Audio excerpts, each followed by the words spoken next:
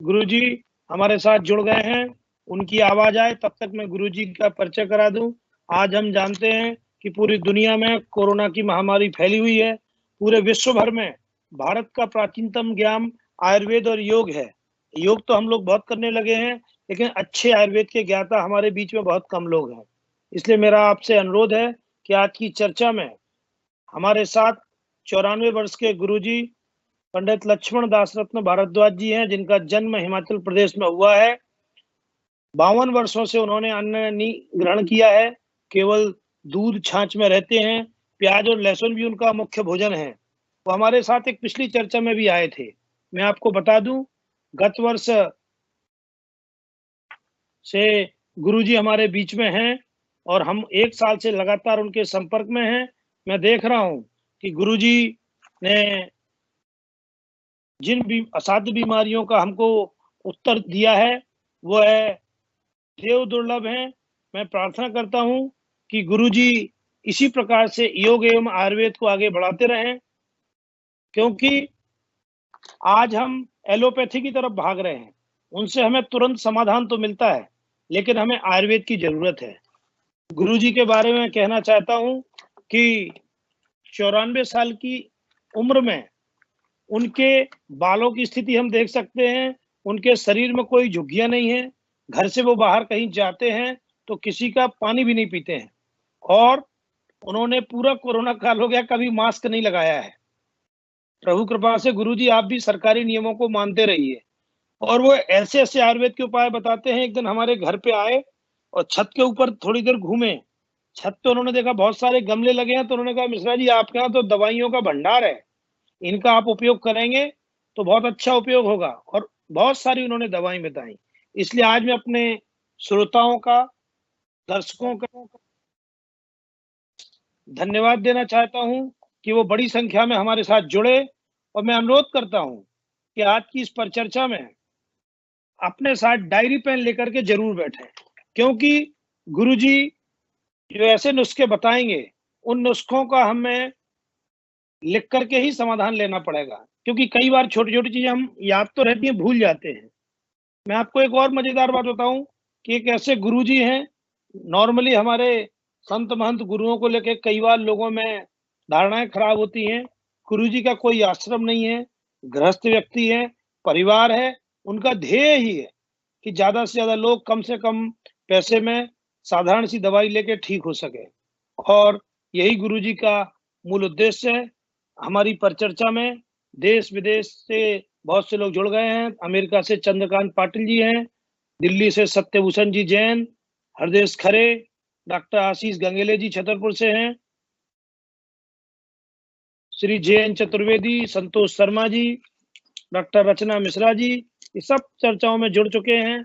सतना से श्री अवधेश शुक्ला जी संपादक,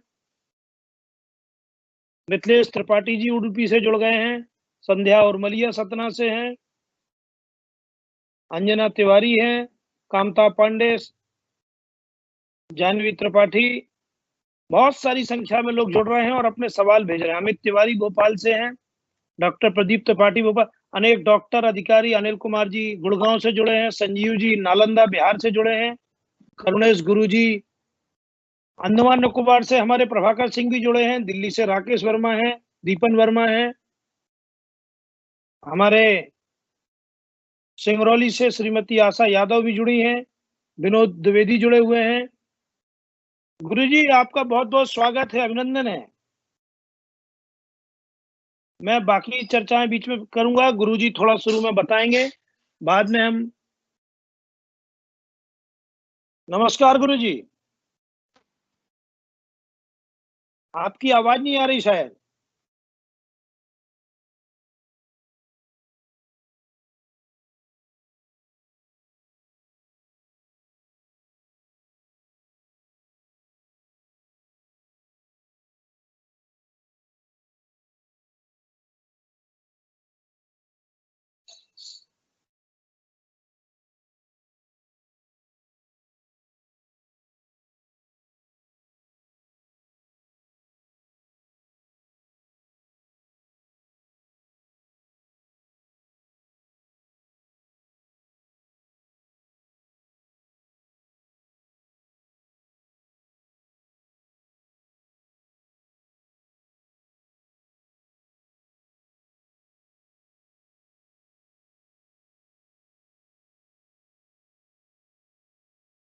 मैं अपने दर्शकों को बता दूं कि गुरुजी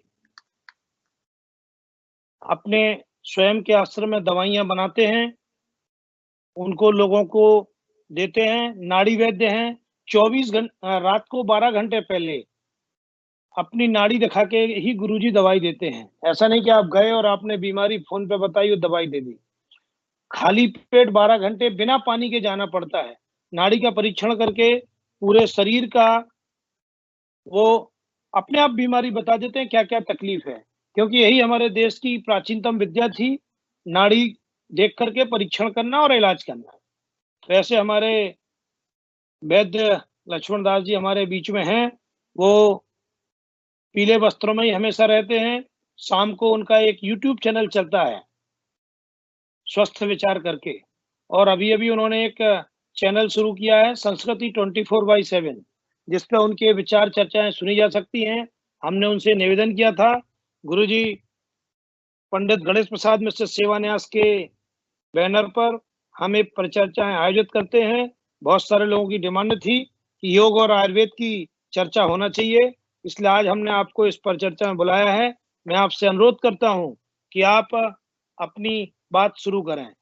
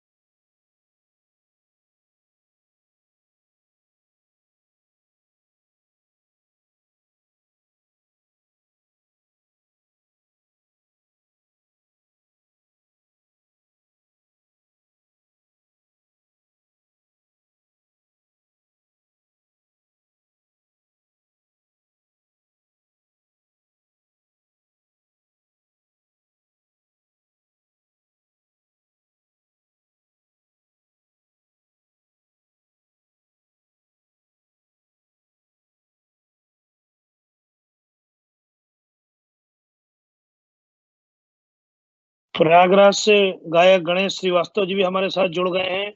स्वागत है गणेश जी। गणेश जी न्यास के सभी कार्यक्रमों में अच्छी संगीतमय प्रस्तुतियाँ करते हैं। इनकी बहुत अच्छी टीम है। विवेक स्वरूप जी, प्रयागराज से पुष्पेन जी, हमारे श्री श्री संकर्षणाचार्य जी महाराज भीमकुंड वाले वो भी जुड़ गए हैं। श्रीमान मंटू खरे भी हमारे साथ जुड़ गए हैं।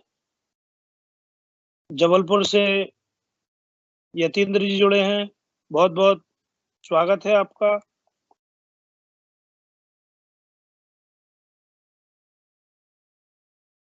अनूप मिश्रा धवररा से जुड़े, श्रीराम रिछारिया धवररा से जुड़ गए हैं। बहुत-बहुत स्वागत है, अभिनंदन है आपका। कन्हैया जी भी जुड़ गए हैं हमारे साथ। मंटू खरे जी, आपकी तबीयत ठीक है?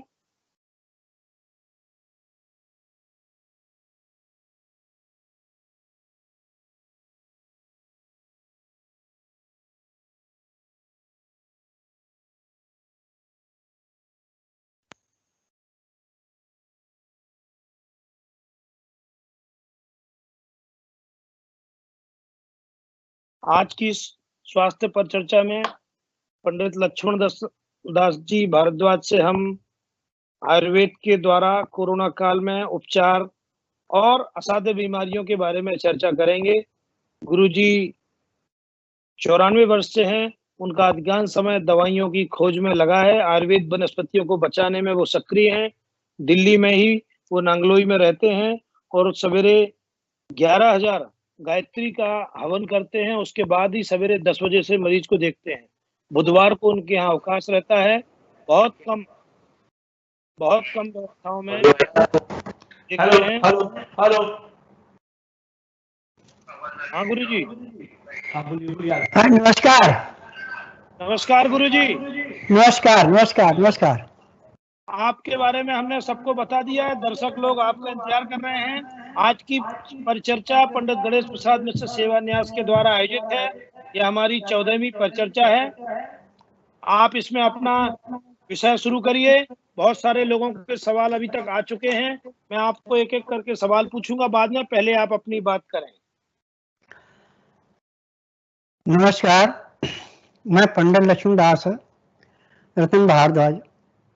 मेरा जन्म 22 अगस्त 1927 का एक छोटे से गांव में हिमाचल प्रदेश बिलासपुर में हिम्मर में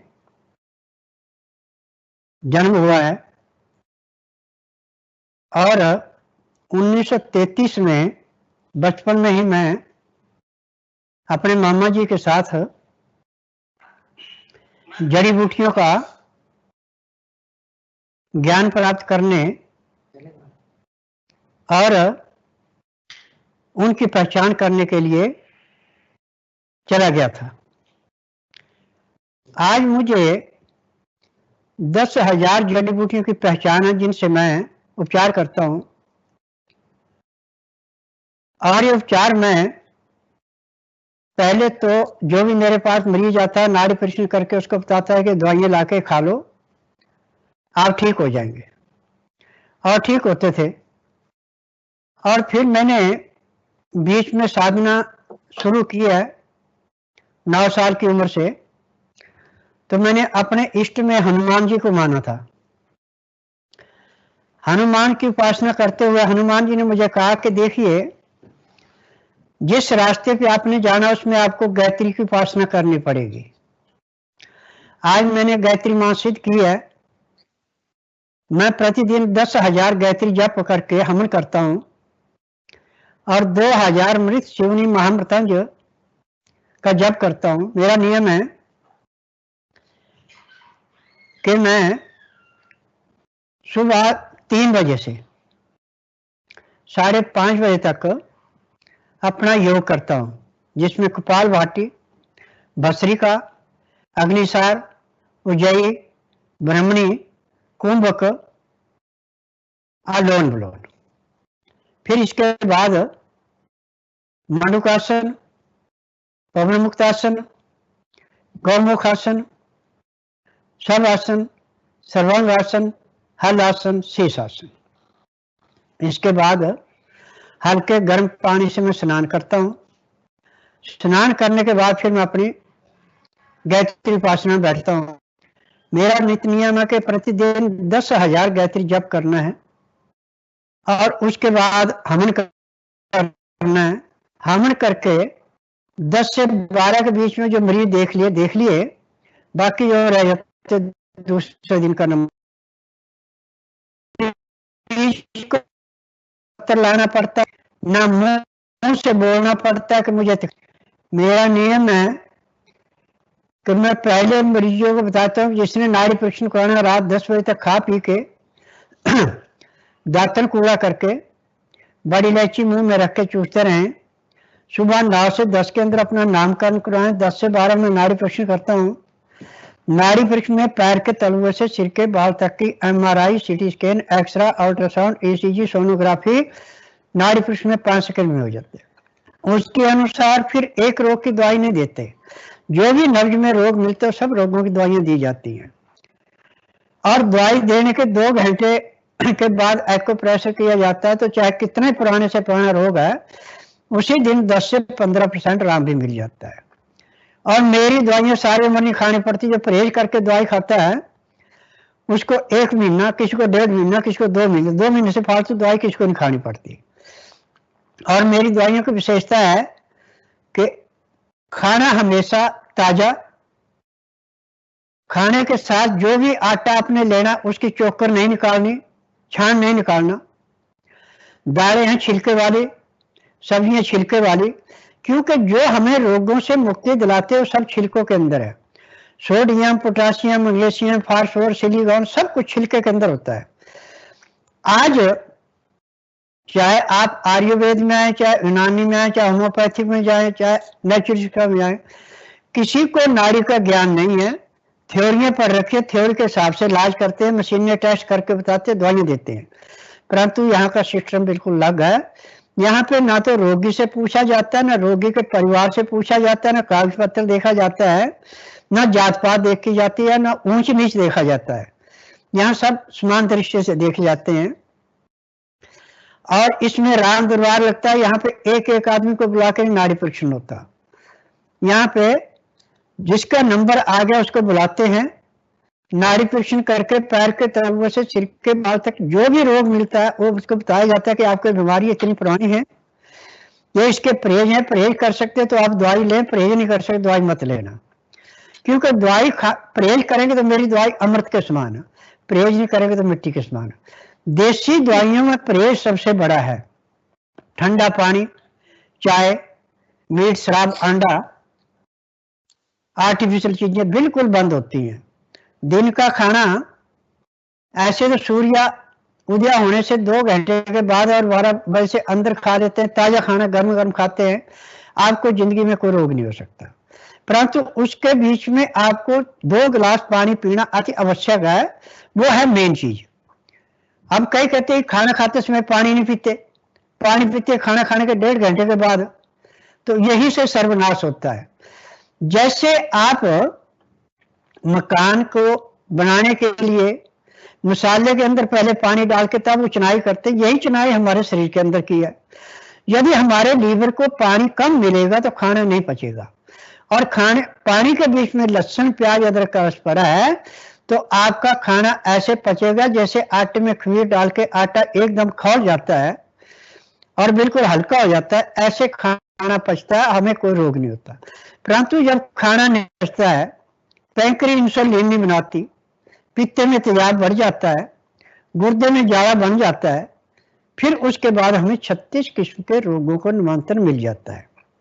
आज हम मेडिकल साइंस में जाएं तो वहां पे कोबरे सांप का जहर, मरे हुए जानवरों के हड्डियों का चूड़ा और केमिकल होता है जिससे शरीर को सुन्न किया जाता है। रोग काटने की दवाई पूरे संसार में नहीं है। मैंने पूरे संसार के साइंटिस्टों को और डॉक्टर को चैलेंज किया है कि यदि आपने किसी रोग को काटने की दवाई बना दी तो उस दवाई को मेरे आश्रम में लाके प्रूफ करा दे। यदि आपकी दवाई बिल्कुल रोग को काट गई तो मैं आपको 10 लाख रुपए कैश दूंगा। परंतु यदि आपने रोग को दबाया है, रोग कटानी, तो मैं आपसे 20 लाख रुपए लेने का हकदार हूं। यदि आपके पास 20 लाख रुपया नहीं है, आप नहीं दे सकते हैं, तो आपको उतने दिन तक यहाँ मजदूरी करनी पड़ेगी जब तक आपका पैसा पूरा नहीं होता। अब जो मुझे पहले फोन पे धमकाया करते थे, अब वो सब चुप होके बैठे हैं। आज पूरे संसार के अंदर ये कोरोना का ये महामारी चल रही है, इसका आपके घर में चूल्हे चौके में सारी दवाइयां हैं, आपको कहीं जाने की आवश्यकता नहीं है। 108 वस्तुएं हमारी रसोई घर में ऐसी है जिनसे हम हर एक किस्म की दवाई बनाते हैं और हर एक किस्म के रोग को काटते हैं। आप कई मेरे से प्रश्न करते हैं आप लहसुन प्याज अदरक क्यों खिलाते हैं? लहसुन प्याज अदरक त्रिवेणी है।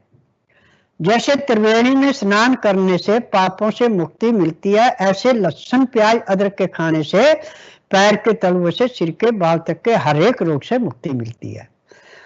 इसकी गंध से आदमी डरता है।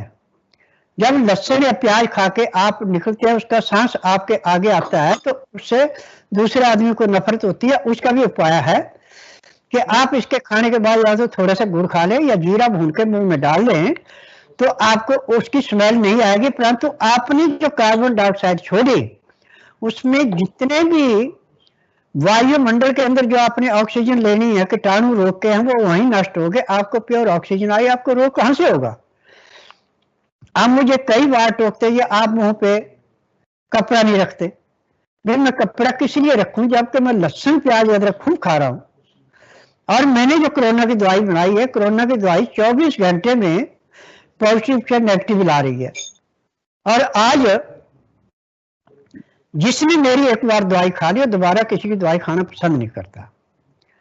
मेरे नित्य नियम में हर एक दवाई की शोध है।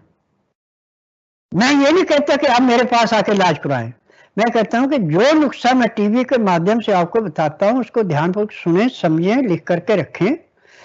और आप जहां जन्म लेते हैं वहां का जलवायु, वहां के पेड़ पौधे, वहां का खान पान, उसी से आप रोगों की मुक्ति पा सकते हैं। आज कोई भी संसार में ऐसा रोग नहीं है जिसका मैं उपचार नहीं करता। आंधे को दिखाना, बहरे को सुनाना, गूंगे से बुलाना, लंगड़े को जलाना, बांस से संतान उत्पत्ति कराना, न मर्द को मर्द बनाना, अनहोनी को होनी करके दिखाना, ये मेरा काम है। आज मैं 93 साल 8 महीने और 16 दिन का हूं। मेरी आंखों में चश्मा नहीं है और मेरे स्थान पे आश्रम में जहां मैं नाड़ी परीक्षण करता हूं 15 वाट का बल्ब लगा, वो भी मेरे से 10 फुट दूर है। तो मेरी आंखों में आज भी 6x6 लाइट है। ये सारी देन लहसुन प्याज अदरक की है, योग की है और मेरे खान पान की है। मेरे खान पान में दिन में लस्सी लहसुन प्याज अदरक है, रात को लहसुन प्याज अदरक के अंदर शहद मिला के चाटूंगा, उसके बाद दूध पीऊंगा। और ये भी मुझे 1 गिलास लस्सी चाहिए, 1 गिलास दूध चाहिए, से ज्यादा नहीं है। परंतु लहसुन प्याज अदरक मुझे 100 ग्राम दिन में चाहिए, 100 ग्राम रात को चाहिए। ये मेरा खान पान है। और मेरा नित्य नियम है कि 12 बजे उठ करके मैं अपना विश्राम करता हूं। उसमें 1 घंटा तो मैं अपनी किताबें पढ़ता हूं, जो मैंने पुराने नुस्खे लिख रखे हैं निर्घाटुओं से, योगियों से, उन पे शोध करता हूं। फिर घंटा 1.5 घंटा में सो जाता हूं। उसके बाद 3:30 बजे से लेके 5 बजे तक जिनको दवाइयां दी है उनको कोई परेशान नहीं है तो सुन के जो उनसे गलती है उसका सुधार करवाता हूं। शाम को 5 बजे से 7 बजे तक 2 घंटे मृत शिवनी महामृतन जप करता हूं। उसके बाद अपने स्टूडियो में आ जाता हूं।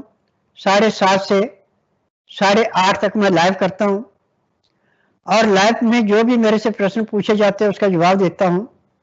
और उसमें हर रोज किसी एक रोग के ऊपर चर्चा करता हूं, उसका कारण बताता हूं रोग होने का, उसकी दवाइयां बताता हूं आपके घर में है, परंतु जो दवाइयां घर में नहीं बना सकते वो मेरे पास आते हैं।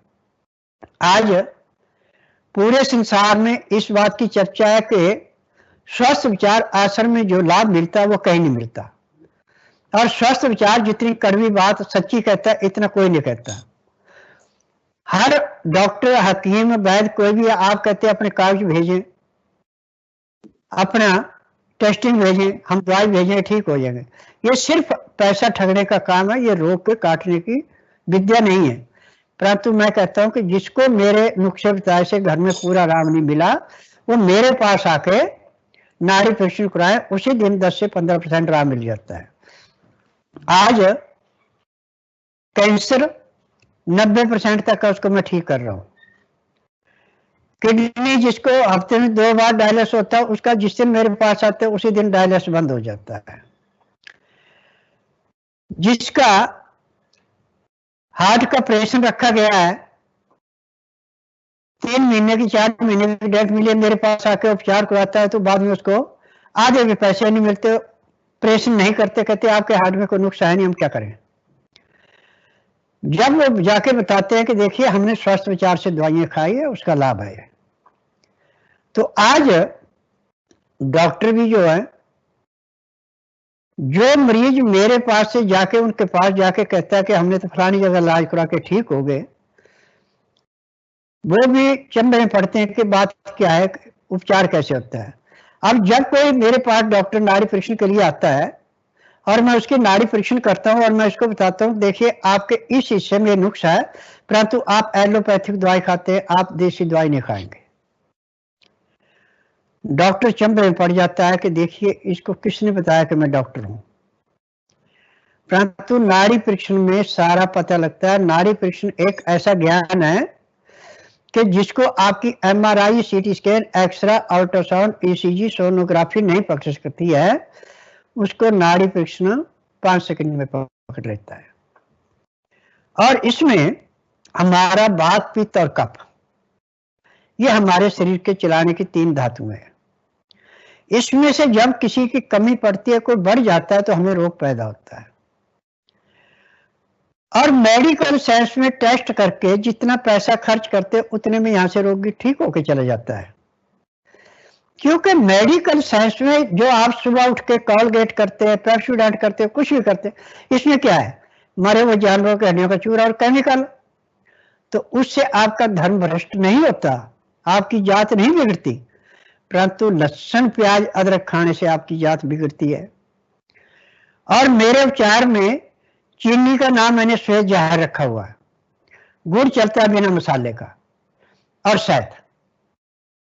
शहद के मेरे पास 15,000 अपने बक्से हैं जिनसे मेरा शहद आता है। और इसमें मैंने 150 आदमी रखा हुआ है जिनको जगह जगह लेके जाता है। और हर महीने मेरे पास 5 टन शहद आता है जिससे मैं दवाइयाँ बनाता हूँ। मेरी दवाइयाँ में सबसे ज्यादा बनता आंवले का मुरब्बा, गाजर का मुरब्बा, बेल का मुरब्बा। आंवले का मुरब्बा जो है ये बात, पित्त और कफ तीनों का संतुलन बनाता है। गाजर का मुरब्बा उसके लिए जिसका दिल कमजोर है, थोड़ी सी बात के रोने को जोड़ देता है। बेल का मुरब्बा है जिसको दस्त लगे उसको रोकना, जिसको कब्ज उसको तोड़ना। तो ये तो मेरी सब दवाइयों में चलता है। गौ का पेशाब है, इसको फिल्टर करके रखा है। ये पेशाब यदि आप 100 साल भी रखते हैं तो उसका ना रंग बदलेगा ना स्वाद बदलेगा, परंतु गुणों में तक बढ़ती जाएगी। गौ का पेशाब हर प्राणी के लिए, हिंदू के लिए तो अमृत है, परंतु आज मेरे से मुसलमान भी इसको मांग के ले रहे हैं। जो किडनी के मरीज है उसके लिए उत्तम और 1.5 महीने में किडनी बिल्कुल नॉर्मल आ जाती है। आपने टीवी के माध्यम से यदि इंटरव्यू सुने होंगे तो आपके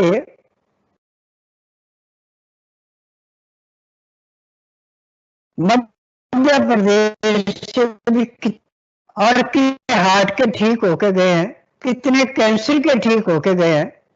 आज पूरे संसार के अंदर जितने भी हॉस्पिटल बने हैं, सिर्फ बुच्चड़ खाने कहता हूं मैं इनको। किसी भी मेडिकल में किसी रोग की पूरी दवाई नहीं है, सिर्फ रोग दबाया जाता है। काट पीट जितनी मर्जी कर ले, किसी रोग से मुक्ति नहीं मिलती। और एक बार किसी रोग की दवाई स्टार्ट करा दी तो जब तक आप जीवित है तब तक दवाई खानी पड़ेगी, डोज बढ़ती जाएगी। परंतु स्वस्थ विचार की दवाई महीना, 1.5 महीना, 2 महीने खानी पड़ती है, उसके बाद दवाइयां बंद हो जाती है, रोग मुक्त हो जाते हैं। और जब तक आप परहेज करें तब तक आपको रोग नहीं होगा। परंतु पानी की विशेषता है कि पानी गर्मी, सर्दी, बरसात कोई भी आपको गर्म पानी पीना, पानी का टेम्परेचर 15 डिग्री से कम नहीं होना चाहिए। और पानी कभी भी गटागट नहीं पीना। पानी को पीने में एक गिलास को 10 से 15 मिनट लगाते हैं तो घी जैसा काम करेगा। और यदि आप गटागट पानी पीते हैं तो गैस बनाता है। चाहे उसमें लहसुन प्याज अदरक डाल के जो मर्जी डालें, गैस फिर भी बनेंगे। परंतु जब आप चुस्का लेके पिएंगे तो यही पानी आपका घी का काम भी करेगा। आज मुझे इस बात की प्रशंसा है कि जो रोगी एक बार नाड़ी परीक्षण करा लेता है, जिंदगी में दोबारा किसी दूसरे की दवाई खाना पसंद नहीं करता। आज मुझे सुप्रीम कोर्ट से, लोअर कोर्ट से, पुलिस हेडक्वार्टर से सर्टिफिकेट मिले हुए हैं ठीक करने के। जिनको डॉक्टरों ने कह दिया कि इलाज है, इसका इलाज नहीं, आज वो मैंने इलाज से ठीक करके तब उन्होंने सर्टिफिकेट दिए। अब मेरे पास किसी यूनिवर्सिटी की डिग्री नहीं है, मैं किसी आयुर्वेदिक संस्था के पास जाके विद्या नहीं सीखी है। ये विद्या सीखी है मैंने जो जंगलों में योगी सन्यासी रहते थे और जो गांव में हकीम जिनको नाड़ी का ज्ञान था उनसे विद्या सीखी है। मुझे विद्या सीखने में 24 साल लगे हैं। आज मुझे नाड़ी परीक्षण में इतनी सफलता है कि जो आपकी MRI, CT scan, x-ray, ultrasound, ECG, sonography नहीं पकड़ सकते, उसको मैं 5 सेकंड में पकड़ के बताता हूं कि आपको ये रोग है। सबसे ज्यादा इस टाइम जो रोग पैदा हो रहा है वह AC से, फ्रिज से, आपके कूलर से। क्योंकि नाड़ी परीक्षण में जो मुझे चीज मिलती है मैं साफ कह देता हूं, कूलर की हवा में नमी होती है, इससे आपको अंदर जाके जैसे पानी के ऊपर काई जमती ऐसे अंदर जाके नमी जम जाती है फेफड़े में, सांस की नाड़ी में, फिर आपको खांसी होती है, फेफड़े पूरे सांस लेते, आपकी ऑक्सीजन पूरी नहीं मिलती, आपको रोग पैदा हो रहा है। फ्रिज में रख के जो आप खा रहे हैं उसमें अमोनियम गैस आ गई, वो अंदर जाके ऐसे बैठती है जैसे पहाड़ों पे बर्फ बैठती है। एसी में आप काम कर रहे हैं, इससे आपको ट्यूमर, माइग्रेन, अधंग, इनको जबरदस्ती निमंत्रण मिल रहा है। परंतु स्वस्थ विचार ऐसा आश्रम है, इसमें माइग्रेन वाला तो उसी दिन अपनी माइग्रेन से मुक्ति पा लेता है जिस दिन आश्रम आता है। ब्रेन ट्यूमर वाले का उसी दिन दर्द बंद हो जाता है जिस दिन आश्रम आता है। जिसका 90% तक कैंसर है उसका पहले दिन 5% कैंसर कम हो जाता है। जिसकी किडनी 90% तक खराब हो चुकी है उसको 5% आराम उसी दिन मिल जाता है। आज कोई भी रोग ऐसा नहीं है जिसका मैं उपचार नहीं करता, मैं रोगी से नहीं पूछता, मशीनों से टेस्ट नहीं करता, कागज पत्तर नहीं देखता। जैसे डॉक्टर पूछते हैं आपकी माँ को क्या बीमारी थी, बाप को क्या थी, भाई को, बहन को, नाना को, नानी को, दादा को, दादी को, ये काम मेरा नहीं है। मैं नाड़िया वैद्य हूं। पैर के तलुओं से सिर के बाल तक जो भी रोग है वो नाड़ी परीक्षण में जो आता है सब दवाइयां इकट्ठी देता हूं। यहाँ पे किसी एक रोग की दवाई नहीं दी जाती। अब कानों की आवाज चलेगी तो डॉक्टर मशीन लगाएंगे। अब कानों की दवाई चल गई, मैं कान में दवाई डालता हूँ, हफ्ते में वो आ जाती है। जिसकी आवाज चली गई डॉक्टरों के पास उसका कोई उपचार नहीं है, यहाँ में एक हफ्ते में आवाज दोबारा वापस आ जाती है। तो मैं बार बार ये की बात कहता हूं कि जो अपना उपचार करा के थक चुका है, चार पाई पे एड़ियां रखने के लिए मजबूर हो चुका है, वो बुधवार छोड़कर गुरुवार से लेकर मंगलवार के बीच में मेरे आश्रम में आए। जिस दिन आना उस दिन रात्रि 10 बजे तक खा पी के दातन कूड़ा करके बड़ी इलायची मुंह में रख के चूसते रहे। सुबह 9 से 10 के अंदर अपना नामकरण कराएं। 10 से 12 में नाड़ी परीक्षण करता हूँ। नाड़ी परीक्षण में 5 सेकंड से ज्यादा टाइम नहीं लगता। रोगी को समझाया जाता है कि आपका रोग इतना पुराना है और ये इसके परहेज है, परहेज कर सकते तो दवाई ले लो, परहेज नहीं कर सकते दवाई मत लेना। जो परहेज करके दवाई खाता है उसको उसी दिन 10 से 15% आराम मिल जाता है। परंतु औरतों के लिए मेरी विशेष प्रार्थना है कि जिस औरत ने साड़ी पहन रखी उसका मैं नाड़ी परीक्षण नहीं करता। जिस औरत ने पैंट पहन रखी है या नाड़े की जगह प्लास्टिक डाल रखा है, नाड़ी परीक्षण में आता है तो मैं उसका दवाई नहीं देता। उसको साफ कहता हूँ पहले कमीज सलवार पहन के आओ, सलवार नाड़े वाली और खुली सलवार पहनी। जितना कपड़ा खुला पहनेंगे उतने आप सुखी रहेंगे, जितना कपड़ा आप टाइट पहनेंगे उतने आप दुखी होंगे। आज हमें सबसे ज्यादा कपड़े से रोग पैदा हो रहे हैं। जितना आप टाइट कपड़ा पहनेंगे इसके अंदर प्लास्टिक होती है। ये प्लास्टिक जब आप अंधेरे में उस कपड़े को खोलेंगे तो आपके कपड़ों से ऐसे चिड़चिड़ाहट होता है जैसे आसमान में बिजली चमकती है। ये नुकसान करता है। परंतु हमारा जो सूती कपड़ा है आप 12 महीने इसको पहनिए, सर्दी गर्मी बरसात कोई भी है, इससे आपको कोई साइड इफेक्ट नहीं पड़ता। पसीने में जो आपके आर्टिफिशियल कपड़े टेरिकॉट, टेरालिन, टेरीवूल, ये पसीना चूसते नहीं, इससे आपको घाम निकलता है, इससे आपको कई किस्म की बीमारियां पैदा हो रही हैं। परंतु नाड़ी परीक्षण में जब मैं उनको बताता हूं कि आपकी ये गलती है तो पछताते हैं कि नहीं जी हम तो इस चीज को देखिए, हमने सिर्फ अपना चमड़ा ढकना है, इसमें आप बहुत बढ़िया सज धज के जाएंगे, रोगों को निमंत्रण देंगे। आप अपने सरल स्वभाव में चलिए, साधारण कपड़ा पहनिए, आपको कुछ नहीं होगा। आज अग्जिमा का, सोराइसिस का रोगी मेरे पास महीने में 25 से 30 आ रहे हैं। किसी का इलाज महीना, किसी का 1.5, किसी का 2 महीने चलता है और वो खत्म हो जाता है। जब डॉक्टर हकीम हाथ खड़े करते तब वो मेरे पास आते हैं। अब आपने ऐसे कई इंटरव्यू सुने होंगे कि जिन्होंने फॉरेन कंट्री में इसका इलाज कराया नहीं हुआ और यहाँ आके 2 महीने में पूर्ण रूप से स्वस्थ हो गए। आज मुझे अपने ऊपर इतना विश्वास है कि जिस कार्य को मेडिकल साइंस नहीं कर सकती, आयुर्वेद नहीं कर सकता, यूनानी नहीं कर सकते, होम्योपैथी नहीं कर सकते, नेचुरल क्योर कर, उस काम को करके मैं पहले दिन 10 से 15% आराम दिला देता हूं। आज मुझे इस बात की खुशी है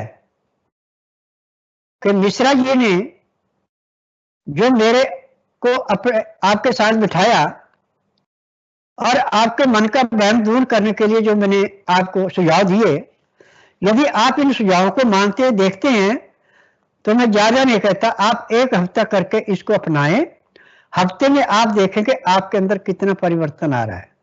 आज बहुत ज्यादा आदमी के अंदर गुस्सा बढ़ता जा रहा है। इसका कारण क्या है कि जिस जानवर की हड्डी दुर्दशा करके निकाली गई है या उसको जबरदस्ती मार करके निकाली गई है, उस तड़पते हुए की दवाई जो आपके अंदर जाएगी वो गुस्सा पैदा करेगी। आज मुझे एक बात का अफसोस है कि हमारा सिस्टम इतना सुस्त पड़ गया है कि असली चीज को पहचान नहीं रहे और नकली पे विश्वास कर रहे हैं। मैंने 2020 में जब कोरोना चला था तो जितने भी अपने पूरे भारत के मुख्यमंत्री थे, स्टेटों के गवर्नर से, सबको मैंने पत्र लिखा था कि कोरोना की दवाई ये है, आप इसको बनाइए और मरीजों को दीजिए कि ठीक हो जाएंगे। और अब मैंने दोबारा फिर दोहराई है। अब ये सरकार के ऊपर निर्भर है कि इसको मानते हैं कि नहीं मानते हैं, परंतु मैं डंके की चोट पे कहता हूं कि जो मैंने कोरोना की दवाई बनाई है ये 24 घंटे में पॉजिटिव से नेगेटिव लाती है। परंतु इसमें दवाई के साथ आंवले का, गाजर का, बेल का मुरब्बा खाना अति आवश्यक है, क्योंकि अंदर जाके जो सांस की नाली के अंदर और फेफड़ों में नजला जम जाता है, ये ऐसे जमता है जैसे सरसों के पेड़ पे चिप्पा बैठ के पेड़ खत्म हो जाता है, उसमें फल नहीं आता। ऐसे सांस की नाली में और फेफड़ों में जब ये रेशा पड़ता है, इसके अंदर जो कीटाणु होते हैं वो सुराखों को बंद कर देते हैं। जब फेफड़ा साफ करता है तो सांस लेने में तकलीफ होती है। इसमें हमें ऑक्सीजन की जरूरत नहीं है, उसके लिए चाहिए हमें नींबू। नींबू पका हुआ पीले रंग का, कच्चे नींबू का रस नहीं लेना, नुकसान करेगा। पक्के नींबू का रस निकाल के आप किसी ड्रॉपर में डाल लें, 4 बूंद बाईं साइड, 4 बूंद दाईं साइड डालें और लंबा सांस ले, लंबा छोड़े। आप ये समझे कि आपको ऑक्सीजन का सिलेंडर लग गया। अब आपकी बलगम नाक के द्वारा, मुंह के द्वारा खून निकलेगी और इसके बाद आपको दस्त लगेंगे, टट्टी के द्वारा निकलेगी। अब आपको ऑक्सीजन के सिलेंडर की जरूरत नहीं पड़ेगी और घर में ही आपका उपचार हो गया। परंतु यदि आप इतना नहीं कर सकते हैं तो दूसरा इसका उपचार है कि अजवाइन सत्व, पुदीना सत्व और देसी कपूर, तीनों चीजें बराबर मात्रा में ले लें और किसी भी बर्तन के अंदर डाल दें और उस बर्तन को ढक्कन लगा के 2 घंटे के लिए धूप में रख दें। 2 घंटे के बाद आपके पास अमृत धारा पैदा हो गया। अब इस अमृत धारे की 1 गिलास पानी गर्म करके 1 बूंद डाल के भाप ले, आपको ऑक्सीजन का सिलेंडर प्रसारित करते जाओ ना आधा।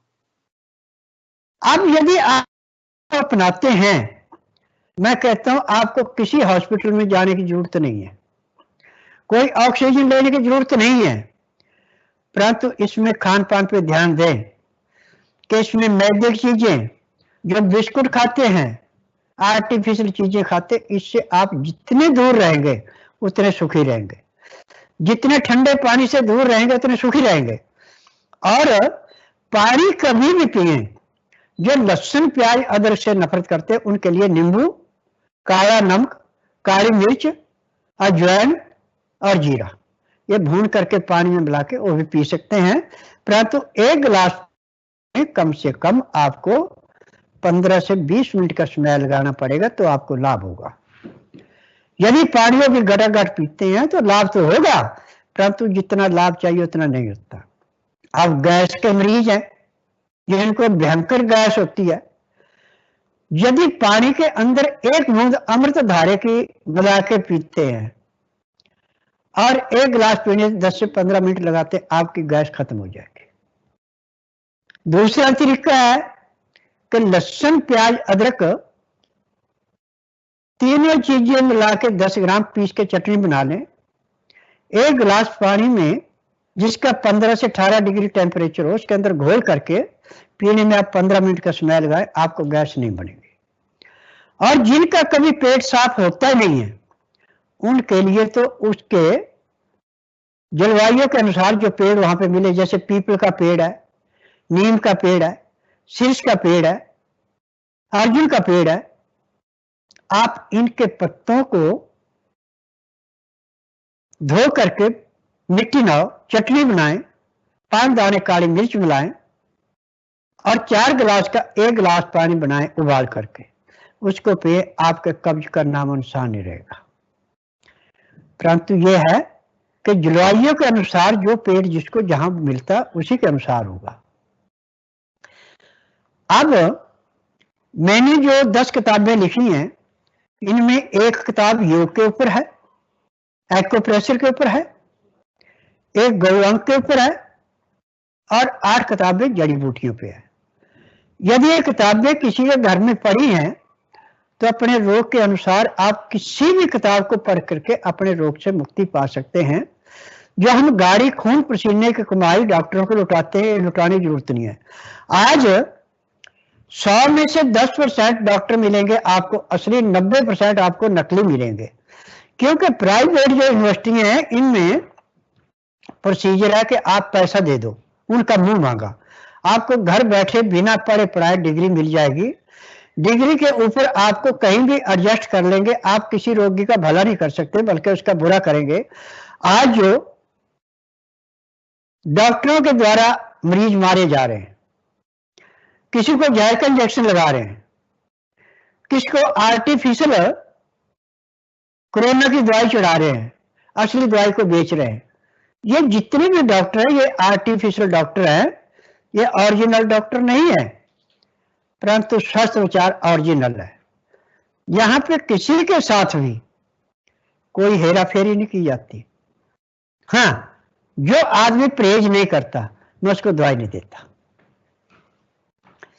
और जो कपड़ों का बंदिश करता कि नहीं हम तो पैंट ही पहने, उस दवाई औरत को मैं दवाई नहीं देता।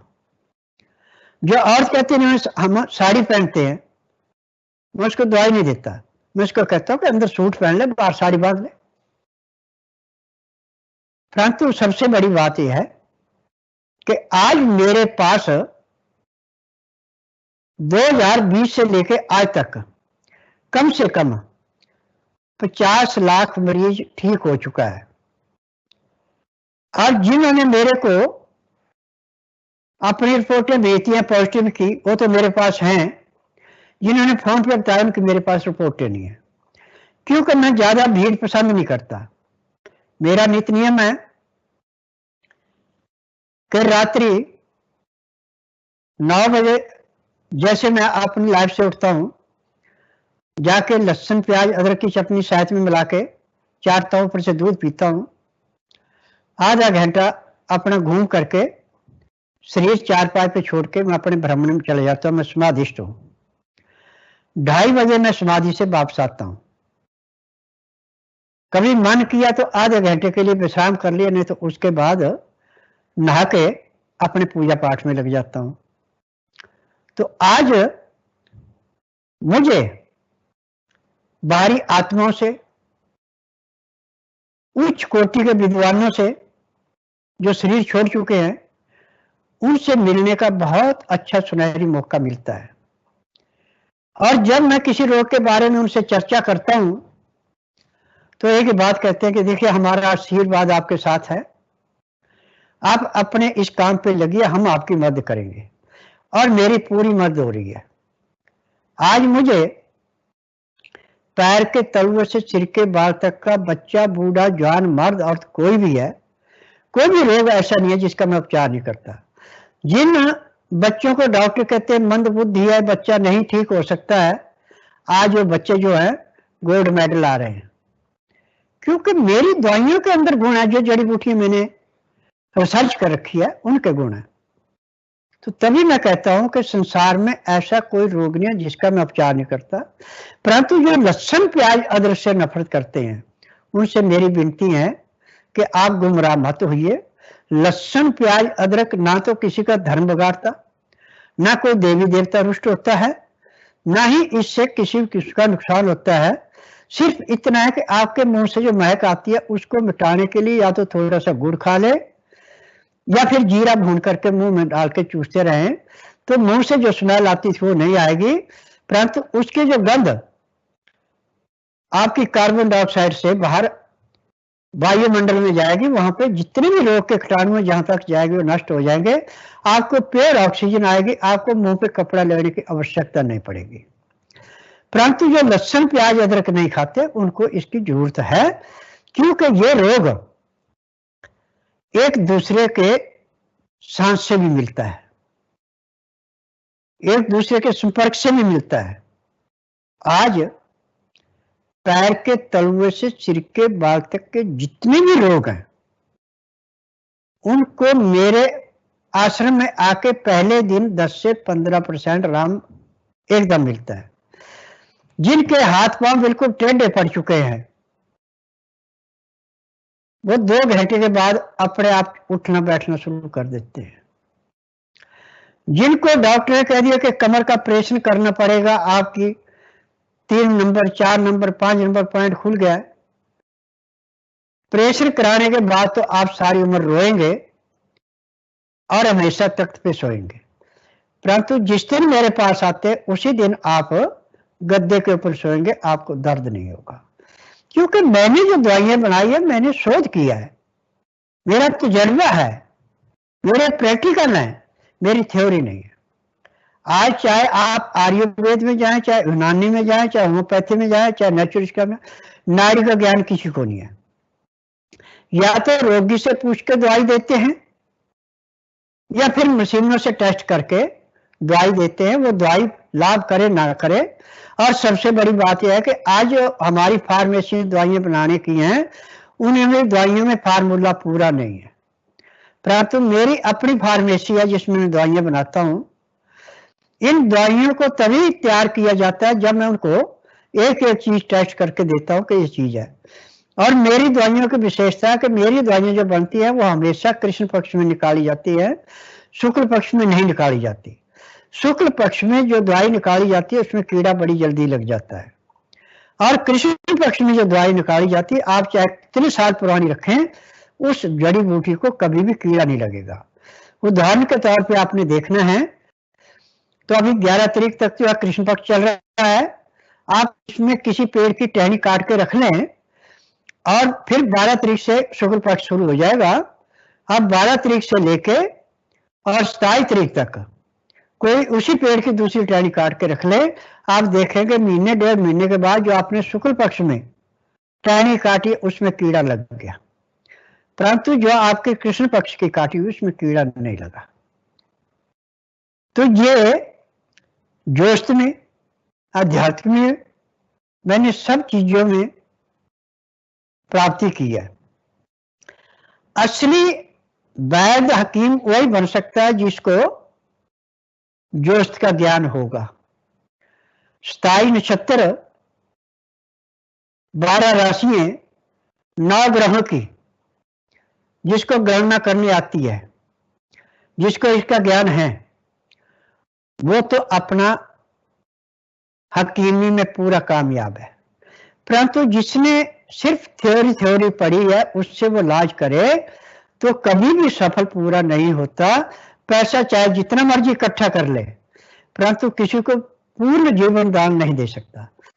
स्वास्थ्य विचार हर एक को पूर्ण जीवन दान दे रहा है, क्योंकि स्वास्थ्य विचार की एक ही बड़ी विशेषता है कि जब तक नाड़ी परीक्षण करेगा ये दवाई किसी को देगा नहीं। दवाई उसी को देगा जिसका नाड़ी परीक्षण करेगा। दूसरी बार जब उसको दवाई चाहिए तो अपना जो कार्ड उसका बना है उसका कार्ड का व्हाट्सएप करेगा, अपना एड्रेस भेजेगा, तो उसको कोरियर से एक बार दवाई चली जाती है। फिर दूसरी बार वो दवाई मंगवाना चाहे तो नाड़ी परीक्षण के बाद बगैर उसको दवाई नहीं देते, क्योंकि जितना रोग समाप्त हो गया उतनी दवाइयां कम करनी पड़ती हैं। और मेरी दवाइयां जो हैं किसी को 15, किसी को 20, किसी को 30 और किसी को 40 दवाइयां भी इकट्ठी देनी पड़ती हैं। और इन दवाइयों का नित्य नियम है कि दवाई खाने में किसी किस्म का गैप नहीं देना पड़ता, एक के बाद एक, एक के बाद एक, जैसे खाना खाते ऐसे सब दवाइयां खानी पड़ती हैं। सिर्फ दूध वाली दवाई का और पानी वाली दवाई का आधे घंटे का गैप देना पड़ता है, इतना फर्क रखना पड़ता है। कुछ दवाइयां दूध से होती हैं, कुछ दवाइयां पानी से होती हैं। और दूध जो है सिर्फ गाय का या बकरी का चलता है, भैंस का दूध या डेयरी का दूध मेरी दवाइयों में नहीं चलता। जिनको भैंस का दूध या डेयरी का दूध मिलता उनके लिए सोयाबीन का दूध है। सोयाबीन का दूध खुद बना सकते हैं। इसके बनाने के तरीके 3 हैं। पानी में भिगो के बना सकते हैं, उबाल करके पीस के दोबारा उबाल के बना सकते हैं, या सोयाबीन को पीस के पानी गर्म करके उसमें उसको घोल के बना सकते हैं। गाय के दूध का और सोयाबीन के दूध का करीबन 19-20 का फर्क है, इसका ज्यादा नहीं है। और सोयाबीन के खाने वाले को गैस नहीं बनेगी, ये ध्यान रखना। धन्यवाद गुरुजी, आपने बहुत सारे विषयों के बारे में विस्तार से बताया। हमारे बहुत सारे दर्शक पूरी आपकी बात 45 मिनट तक सुने हैं। योग, आयुर्वेद, दिनचर्या, जड़ी बूटियां, उनको तैयार करने का तरीका, कृष्ण पक्ष और शुक्ल पक्ष जैसी बारीकियों के बारे में भी आपने बताया, पीने के पानी के बारे में बताया, खाने की जीवन शैली के बारे में बताया। निश्चित रूप से हम आपके आभारी हैं, अपनी बड़ी चर्चाएं की। मुझे 2-3 बारे में लोगों के प्रश्न प्राप्त हुए हैं, उनके आपको उत्तर देने होंगे। अभी तक हमारे पास जो आए हैं वो 411 प्रश्न आ चुके हैं। 411। जब हमारी चर्चा शुरू हुई थी तो 347 प्रश्न थे, 411 प्रश्न आए। 2712 लोग हमारे साथ अभी तक जुड़ चुके हैं, जो भारत के तो सभी राज्यों से हैं ही, विशेषकर बुंदेलखंड क्षेत्र से हैं, अंडमान निकोबार से हैं, बांग्लादेश से हैं, महबूब भाई दुबई से हैं, अमेरिका से हैं, लंदन से हैं। ये बड़ी व्यापक और विशद चर्चा की श्रृंखला बन चुकी है पंडित गणेश प्रसाद मिश्र सेवा न्यास के द्वारा। गुरुजी, हमारे दर्शकों ने जो ज्यादातर सवाल पूछे हैं वो ब्लड प्रेशर हाई बहुत होता है, और उसी से जुड़ा सवाल है शुगर का, कि शुगर बहुत ज्यादा बढ़ती है। हमारे घर पे दवाइयां बहुत हैं, आपके पास नाड़ी वैद्य के लिए आएंगे तो भी आप देंगे। हम अपने घर पे रह के, क्योंकि आज की हमारी चर्चा का विषय यही है, घरेलू चीजों से अपने गंभीर बीमारियों का इलाज कैसे कर सकते हैं, खास करके कोरोना काल में। तो ब्लड प्रेशर और शुगर के बारे में स्पेशली प्रकाश डालिए। देखिए, शुगर के मरीज के लिए दवाई देने की जरूरत नहीं है। हर जगह आग का पेड़ खूब मिलता है। आग का पेड़ तो सबसे ज्यादा लाभकारी है। गुरुजी, हाँ जी, अपने दर्शकों को बता दूं कि कृपा करके डायरी पेन ले लें और उसमें चीजें लिखते जाएं, नहीं तो बाद में भूल जाएंगी, फिर हमसे सवाल करेंगे। बताइए गुरुजी। जो सफेद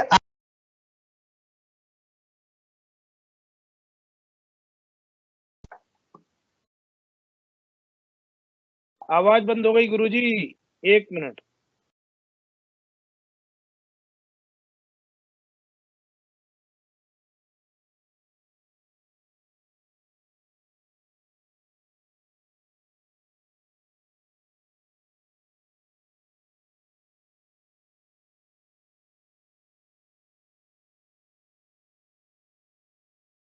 गुरुजी की आवाज अभी आ रही है, थोड़ी तकनीकी कारण से आवाज चली गई है, उसके लिए मैं क्षमा प्रार्थी हूँ।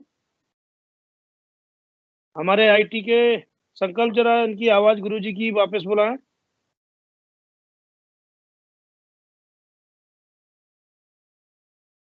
अपना म्यूट करिए।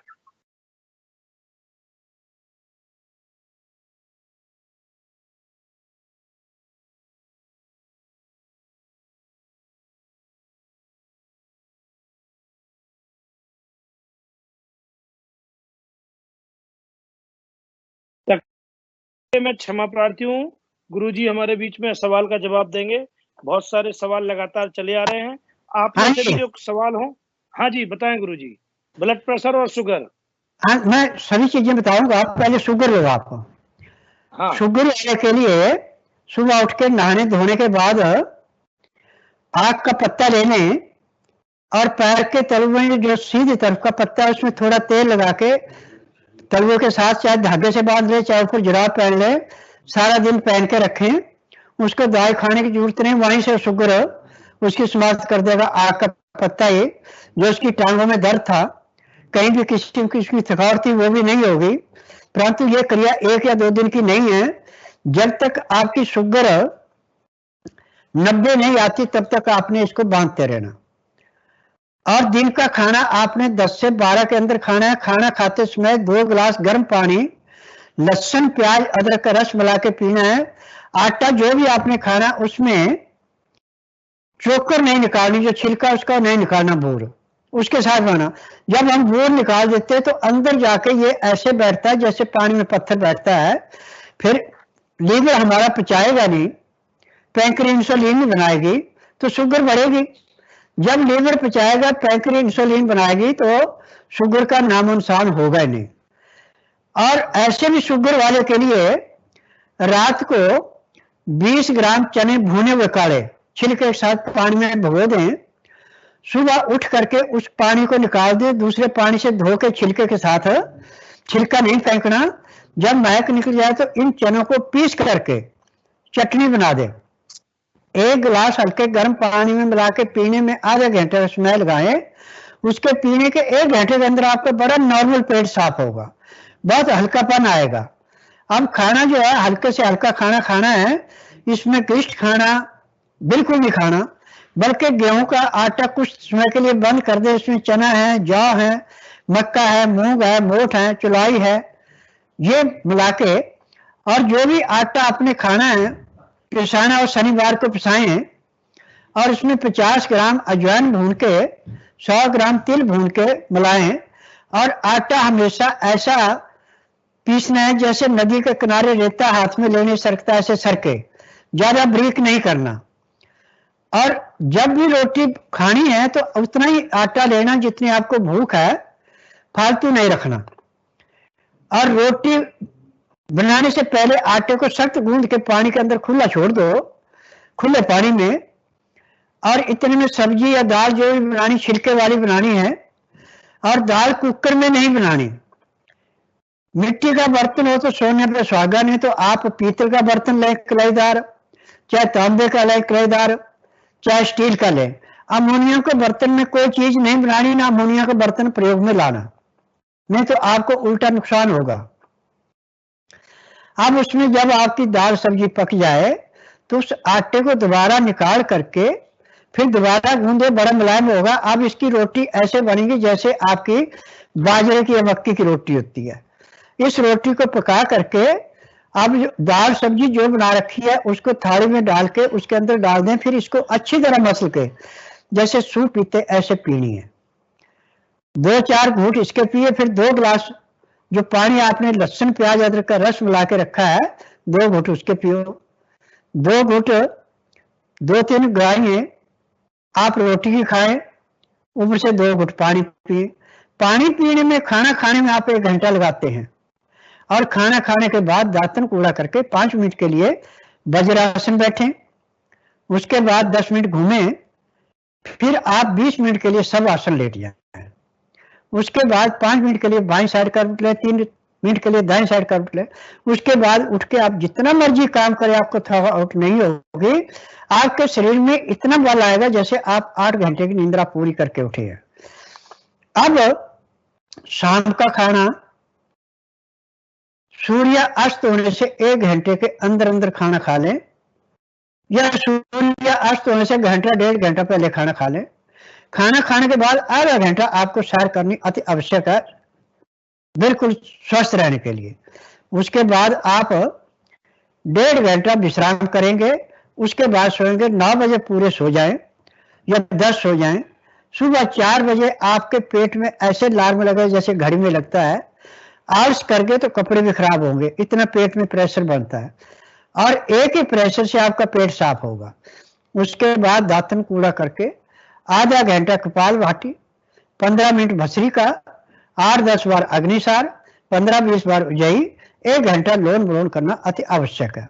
अब आपके पास यदि टाइम है तो मंडूकासन, पवन मुक्तासन, गौमुखासन, शवासन, सर्वांगासन, हलासन, शीर्षासन 1-1, 2-2 मिनट कर लें तो मैं दावे से कह सकता हूं कि जब तक आपके शरीर के अंदर सांस है तब तक आपको किसी डॉक्टर हकीम के पास जाने की जरूरत नहीं पड़ेगी। अब रही बात दूसरी बीपी की, तो इससे भी बीपी खत्म होता, आपकी कब्ज खत्म हो गई, बीपी खत्म हो गया। परंतु बीपी वाले के लिए सबसे अच्छा है कि एतवार के दिन कोई भी पुराने से पुराना पीपल का पेड़ हो तो शनिवार को वहां पे रात को दिया अगरबत्ती जलानी है और 1 लोटा पानी का ले जाना, वहां ब्रह्म देवता से प्रार्थना करें कि ब्रह्म देवता मैं सुबह आपकी छाल लेने आऊंगा, मुझे ये बीमारी है, मैं इससे मुक्त होना चाहता हूं, तो मुझे क्षमा करना, जो आपकी छाल लेके जाऊंगा उसमें सफलता देना, आपके ऊपर जो भी किसी किस्म की आत्मा है वो मेरी रक्षा करे, मेरे को किसी किस्म का दंड न दे। मेरे छाल ला करके धो करके छोटे से छोटे टुकड़े करके, जैसे 1 किलो आपके पास छाल है तो उसमें 10 किलो पानी डालना, 10 किलो पानी डाल के आपने इसको इतना डालना कि आपके पास अब 2.5 किलो पानी रह जाए, 7.5 किलो पानी समाप्त हो जाए। अब इस पानी को ठंडा होने के बाद छान करके किसी भी बोतल में या किसी बर्तन में रख लें, बल्कि सबसे अच्छा यदि मिट्टी का बर्तन हो तो। और जो आपकी छाल थी इसको आप सुखा करके कूट के पाउडर बना लें। जब भी आप सुबह शाम दूध पिए, चाय आपको बिल्कुल छोड़नी पड़ेगी, चाय की पत्ती या कॉफी पिएंगे तो आपका बीपी कभी कंट्रोल नहीं होगा।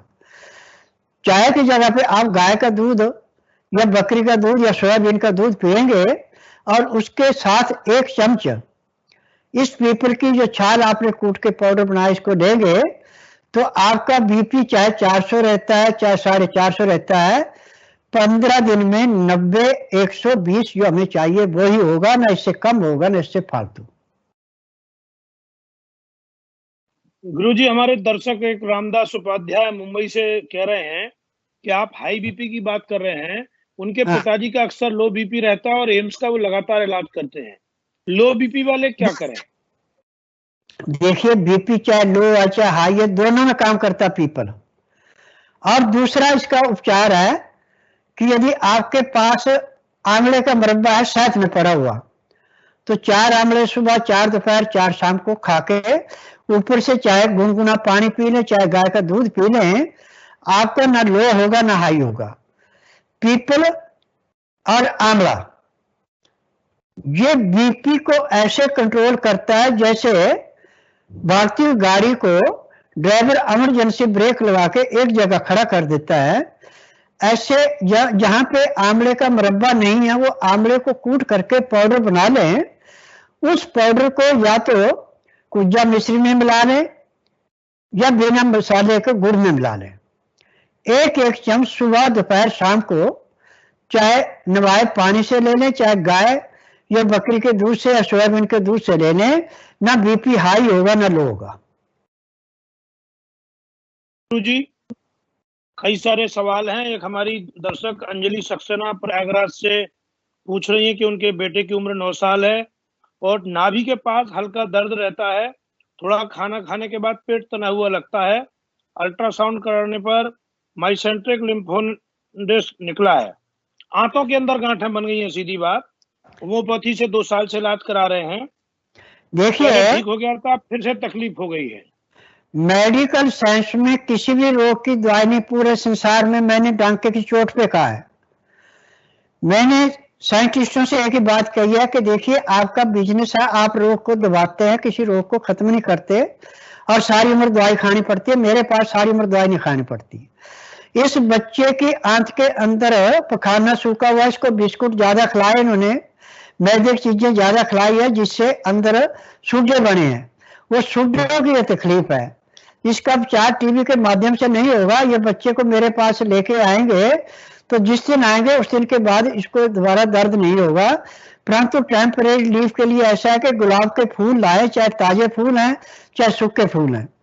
गाय के दूध में या सोयाबीन के दूध में या बकरी के दूध में 10 ग्राम फूल सुबह, 10 ग्राम शाम को उबाल के, जितना दूध उतना पानी डालें और इसको इतना उबालना है कि पानी सारा सूख जाए, दूध का भी एक हिस्सा उठ जाए, 3 हिस्से दूध बाकी बचे। ये दूध छाड़ के उस बच्चे को देंगे तो उसके पेट में दर्द नहीं होगा, उसको काफी आराम मिल जाएगा। धन्यवाद गुरुजी। हमारे कई दर्शकों के पेट संबंधी इलाज हैं। हमारे एक मित्र हैं, उनका नाम मैं नहीं कहता हूं, वो कह रहे हैं कि उनके दोनों आंतों में इन्फेक्शन हो गया था, 8 माह तक अंग्रेजी दवाई चली। उनकी समस्या है कि खाना खाने के बाद गुदा फूल जाती है और उसके कारण ब्लड भी आने लगता है। बहुत सारा परहेज में रहते हैं, कुछ भी बाहर का खा लेते हैं तो पेट गड़बड़ हो जाता है। ऐसा अनेक लोगों के लिए जरूरत है। और पाइल्स के बारे में बहुत लोगों ने सवाल पूछे हैं। देखिए, जिसका लीवर खराब होगा उसकी नाभ भी हमेशा अपनी जगह से हट जाएगी। जब नाभ भी अपनी जगह से हट जाएगी तो आपको कब्ज होगी, जिसको कब्ज होगी उसको बवासीर लाजमी होगी। ऐसे तो बवासीर की दवाइयां सैकड़ों हैं, परंतु टीबी के माध्यम से मैं आपको एक मिनट बताता हूँ। उसका नाम है नागदान।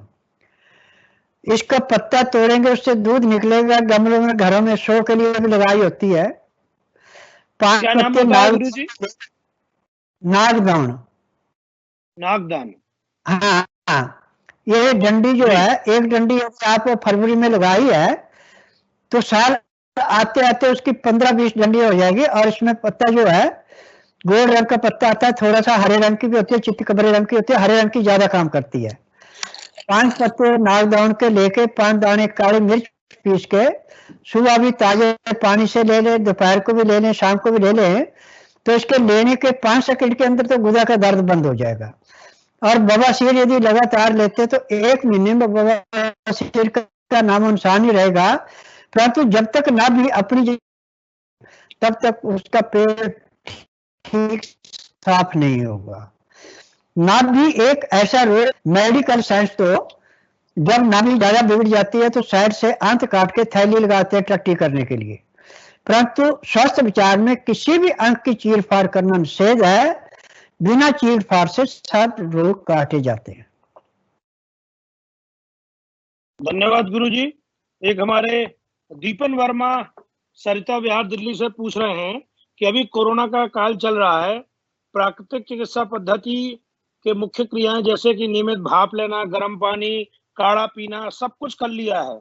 अब बाबा जी बताएं कि इसके बाद का भाप लेते लेते पूरी नलियां वो गर्म हो गई हैं, तो अब हमें क्या करना चाहिए? कितनी भाप लेते रहना चाहिए? देखिए, भाप 5 मिनट से फालतू नहीं लेनी चाहिए, बल्कि भाप की आवश्यकता नहीं है, आवश्यकता है पके हुए नींबू की। पके हुए नींबू का रस निकाल के किसी भी ड्रॉपर में डाल लें। हर 4 घंटे बाद 4 बूंद दाएं बाएं साइड नाक में डालें।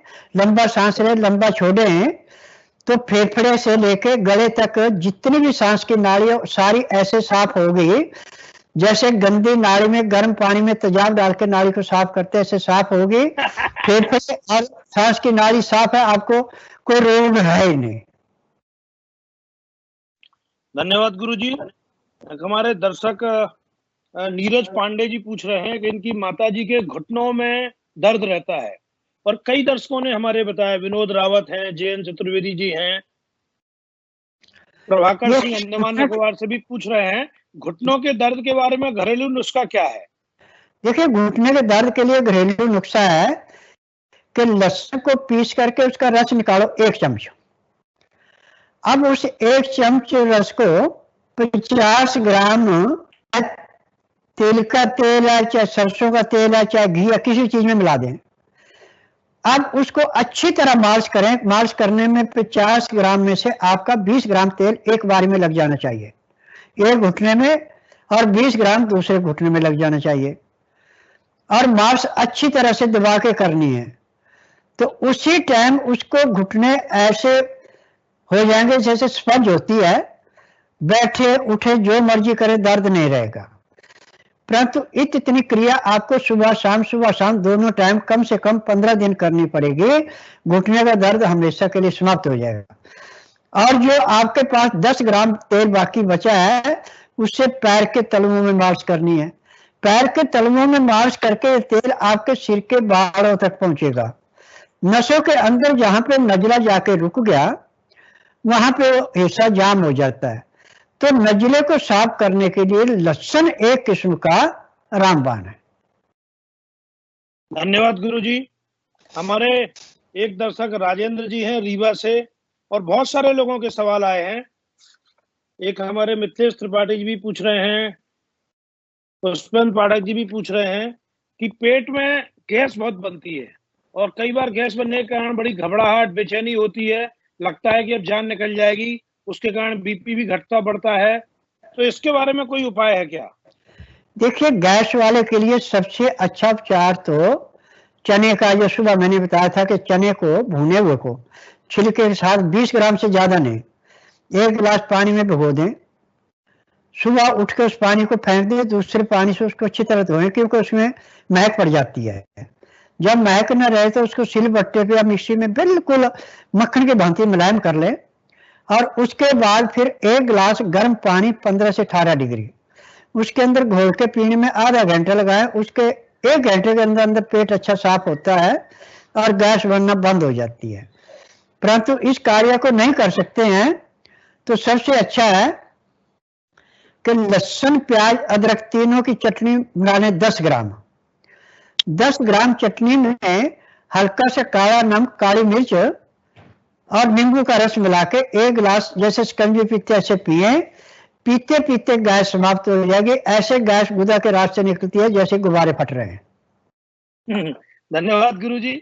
एक हमारे दर्शक हैं गणेश श्रीवास्तव, प्रयागराज गंगा पार से, पूछ रहे हैं, बहुत अच्छे गायक हैं, इनका कहना है कि कोविड पॉजिटिव हो गए थे ये और इनकी पत्नी, अभी ठीक हो गए हैं, लेकिन इतनी कमजोरी आ गई, थोड़ा भी चलते हैं तो बड़ी तकलीफ होती है इनको।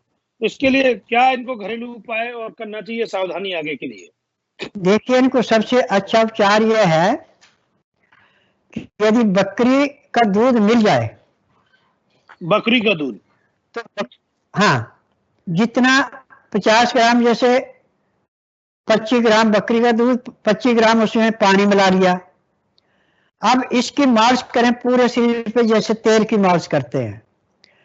मालिश करने के आधे घंटे बाद हल्के गुनगुने पानी से स्नान कर ले। स्नान करने के बाद लहसुन का रस 10 ग्राम और इसके अंदर 30 ग्राम चाहे सरसों का तेल है चाहे तिल का तेल है मिला करके, चाहे गाय का घी है तो और भी अच्छा, मालिश करें। और मालिश करके फिर कम से कम आधे घंटे के लिए लेट जाएं। पसीना आएगा खूब और कमजोरी का नामो निशान नहीं रहेगा। धन्यवाद गुरुजी। हमारे अनेक दर्शकों के सवाल हैं। हमारे कांता पांडे सतना से हैं, श्यामलाल गुप्ता जी हैं, कृष्णा पांडे जी हैं। इनका कहना है, गुरुजी हम लोग दिन भर बाहर घूमते रहते हैं मुंह पर पट्टी बांध के, तो ऐसे बांधे बांधे एकदम पसीना सा आ जाता है और उसके कारण मुंह पे भी खुजली वगैरह होने लगती है। तो ये पट्टी बांधने का काम कब तक करना पड़ेगा? देखिए, जब भी आपको खुजली होती है, कहीं भी खुजली कैसी भी है, या तो नींबू का रस निकाल के वहां पे मालिश करें, वो खुजली बंद होगी। या फिर प्याज को काट करके जैसे साबुन लगाते कपड़ा धोने के लिए, ऐसे उसको मसले, खुजली बंद हो गई। देखिए, जब अंदर का पॉइजन बाहर निकलता है तो वो खुजली करता है, छोटे छोटे दाने हो जाते हैं। और ऐसे भी एक बात बता दूं, बाल तोड़ जो है बहुत ज्यादा होता है, छोटी छोटी घुंघरियां बहुत ज्यादा होती हैं। जब बच्चा जवानी में आता है उसके मुंह के ऊपर बहुत छोटे छोटे पिपल से निकल जाते हैं। तो प्याज को काट करके उसके ऊपर रगड़ने से, एक ही बारी के रगड़ने से समाप्त हो जाते हैं। धन्यवाद गुरुजी। हमारे एक दर्शक पूछ रहे हैं छतरपुर से कि हमारे बच्चे का मोटापा बहुत बढ़ रहा है और खुद भी वो काफी मोटे हो रहे हैं, हालांकि शारीरिक कसरत करते हैं, घूमते हैं, फिरते हैं। कोई ऐसी आयुर्वेद में दवाई है, आपने रिसर्च की है, जिसका रस पीने से, जिसका होने से शरीर का पेट, क्योंकि आजकल टीवी में बड़ी सारी भ्रामक विज्ञापन आते रहते हैं, ऐसा पी लें तो जल्दी ठीक हो जाएगा, ये कर ले तो ठीक हो जाएगा, तो उनके कोई ना कोई साइड इफेक्ट आते हैं और वजन भी कम नहीं होता है। तो मोटापा कम करने के लिए कोई उपाय है क्या? देखिए, मोटापा कम करने के लिए आधा नींबू, 10 ग्राम अदरक, और यदि मोटी तुल्ली है लहसुन की तो 2, यदि छोटी है तो 5, और 2 चम्मच शहद। सुबह जब अपने फ्रेश हो लें तो 1 गिलास गर्म पानी शीशे के गिलास में भर के रखें, उबाली दे के रखना पानी। अब लहसुन को, अदरक को और नींबू को कद्दूकस करके उस पानी के अंदर डाल दें। 10 मिनट के लिए उस पानी को ढक के रख दें। 10 मिनट के बाद ढक्कन हटा के 2 चम्मच शहद मिला के अब उस पानी को पीने में आधे घंटे का समय लगाना, और जो नींबू छिलके के साथ है, अदरक लहसुन है, इसको चबाते जाना, नरम पड़ जाएगा। तो आप 15 दिन में कम से कम 3 किलो वजन घटा सकते हैं। परंतु एक क्रिया लगातार होगी। चाय नहीं पीनी, मैदे की चीज नहीं खानी, खाना जो है सुबह 10 बजे तक हो जाना चाहिए। शाम को दिन अस्त होने से 2 घंटे पहले खा लेना। सुबह का खाना खाने के बाद जो मैंने नियम बताया वही नियम है। और कम से कम लेट करके पहले बाईं टांग 50 बार सीधी घुमानी, 50 बार उल्टी घुमानी, फिर ऐसे ही दाईं टांग, फिर उसके बाद दोनों टांगें इकट्ठी मिला के सीधी घुमानी घड़ी की भांति, फिर उल्टी घुमानी। यदि इस क्रिया को करते हैं तो हर रोज आधा पौना किलो वजन भी घटा सकते हैं।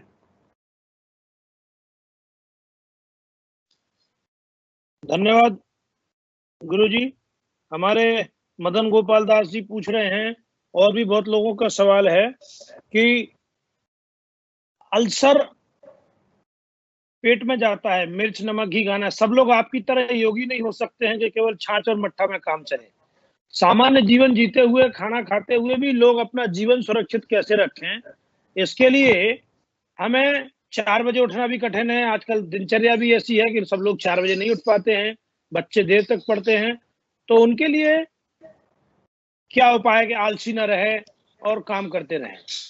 देखिए, आलस जो है जब सूर्य उदय होने के बाद उठेंगे आलस रहेगा जी, आलस नहीं जा सकता।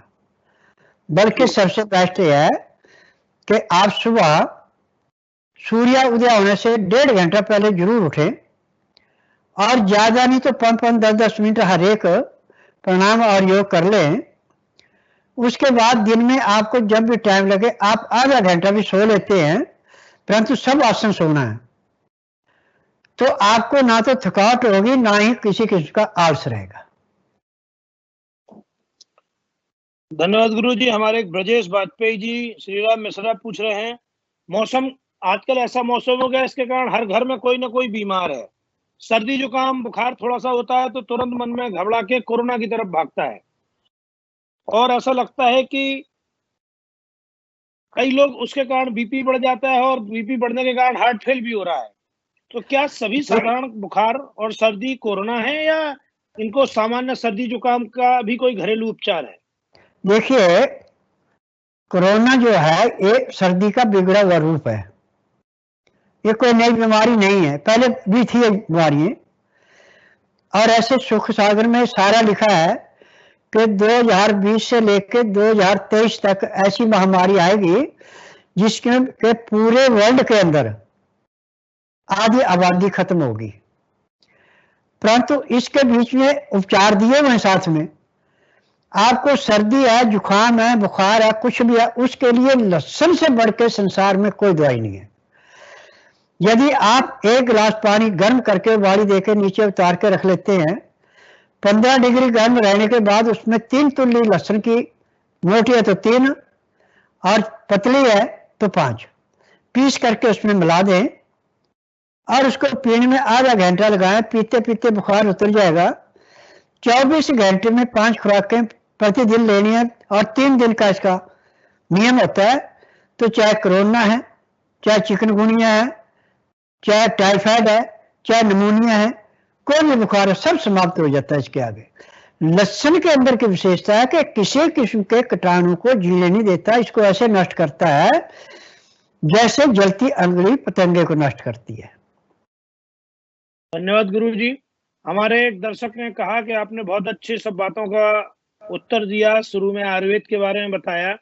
इनका एक चीज पूछना है, हमारे संतोष गंगेले कर्मयोगी जी पूछ रहे हैं कि गुरुजी अभी कोरोना काल चल रहा है, आपने कहा मैं नाड़ी देख के ही दवाई देता हूँ, जो परहेज करता है उसी को दवाई देता हूँ, तो हम उतनी दूर तक आए और आपने इतनी सारी दवाइयां लिख देते हैं। कोई इनके दर्शक गए होंगे गांव के देख के, तो उनको लगा होगा कि बहुत सारा जो है दवाइयां दे दी हैं आपने। तो क्या एक एक है जो अंग के अंदर बीमारी मिलेगी नाड़ी पृष्ठ में सब दवाई दी जाती है। यदि हम वो दवाई दें जो हमें तकलीफ महसूस हो रही है तो वो तकलीफ तो ठीक हो जाए, परंतु दूसरी दवाई फिर परेशान करेगी। जो दूसरी बीमारी परेशान करेगी, दवाई नहीं मिलेगी, फिर उसमें बेइज्जती होती है।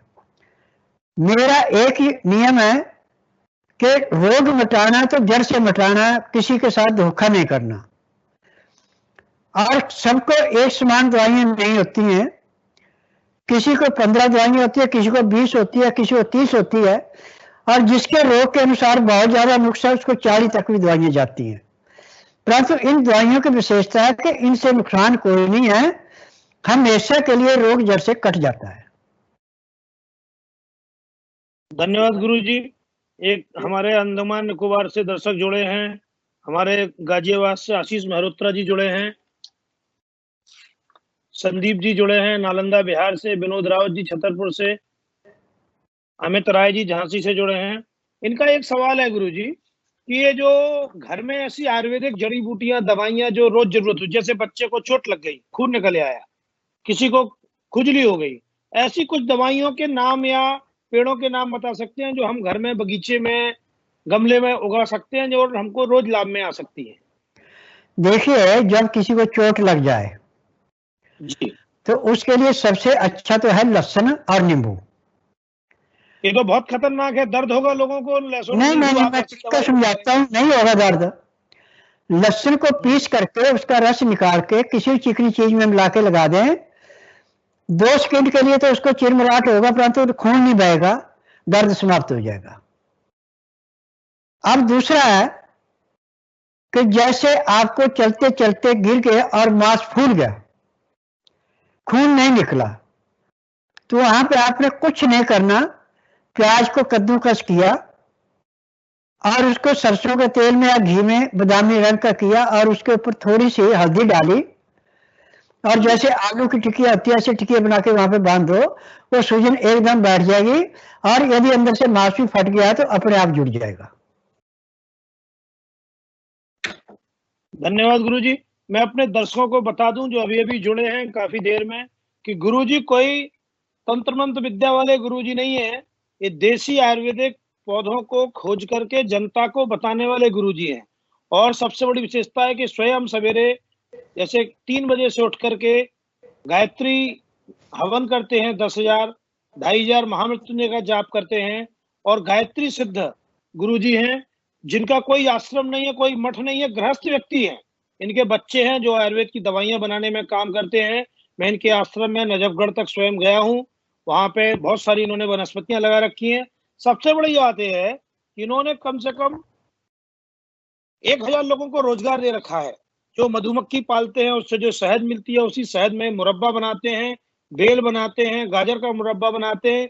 और मैं मजेदार बात बताऊं, अभी इन्होंने हमको एक अचार दिया था मूली का, और मूली का अचार दिया था, वो इतना वो था कि उससे एकदम पेट साफ हो जाता है। मैं गुरुजी की दवाइयां नियमित रूप से लेता हूं, खास करके कोरोना काल में तो ये स्वस्थ विचार नाम की जो दवाई है ये रामबाण की दवा है। हमारे को लोग समझते हैं कि मैं बाबा जी की दवाइयां इतनी ज्यादा बांटता हूं, क्या बात है, बाबा जी का तो मुझे लगता है कि अच्छी चीजें सबको वितरित करना चाहिए, उनको बताना चाहिए। गुरुजी का एक 49 नंबर की दवाई है, इनमें गुरुजी की विशेषता है कि सब दवाइयों पे नाम नहीं डाले हैं, नंबर डाले हैं। बड़ी खतरनाक चीज है। इसको नाक में कैसे भी लगा लें तो एकदम मिर्च जैसी लगती है, लेकिन हमने आपको बताया कि आपका पूरा नजरा साफ हो जाता है। कैसे भी सर्दी शुरू हो रही हो, उठ रही हो, इसको अगर लगा लेंगे तो सर्दी चली जाती है। ऐसे ही बाबा जी ने पेट साफ करने के बारे में कहा। इनके यहाँ एक 2 नंबर पाउडर है, 2 और 2A, पीले रंग का।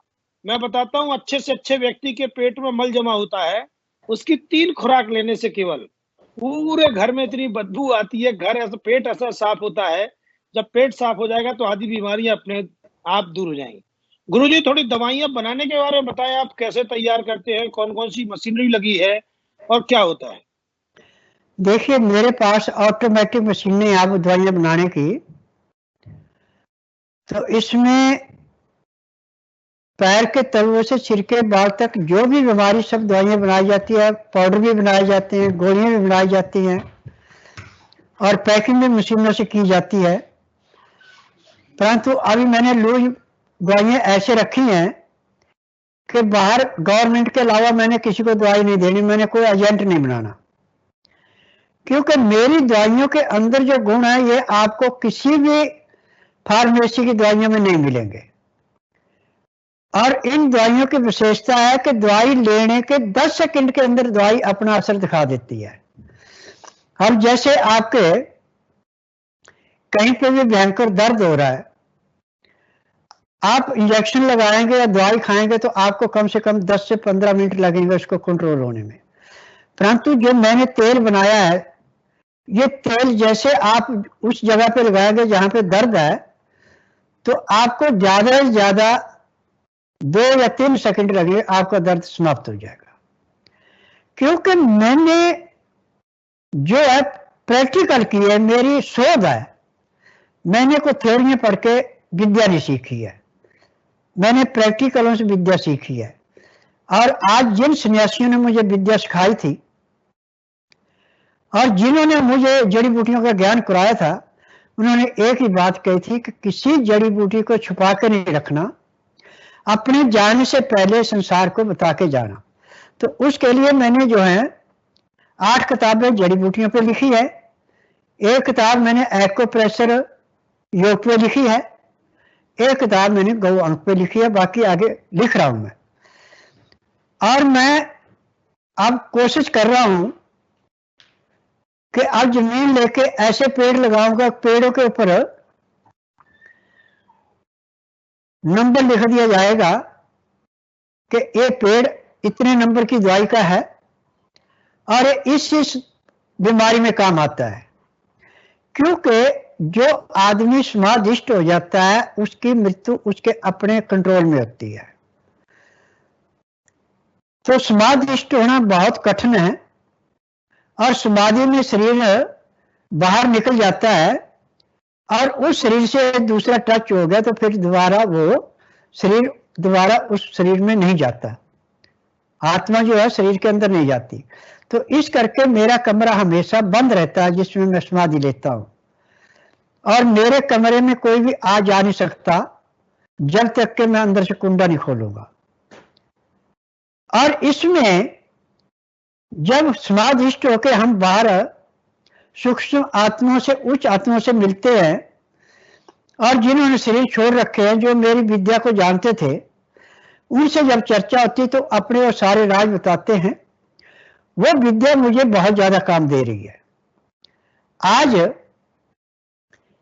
कम से कम 250 ऐसे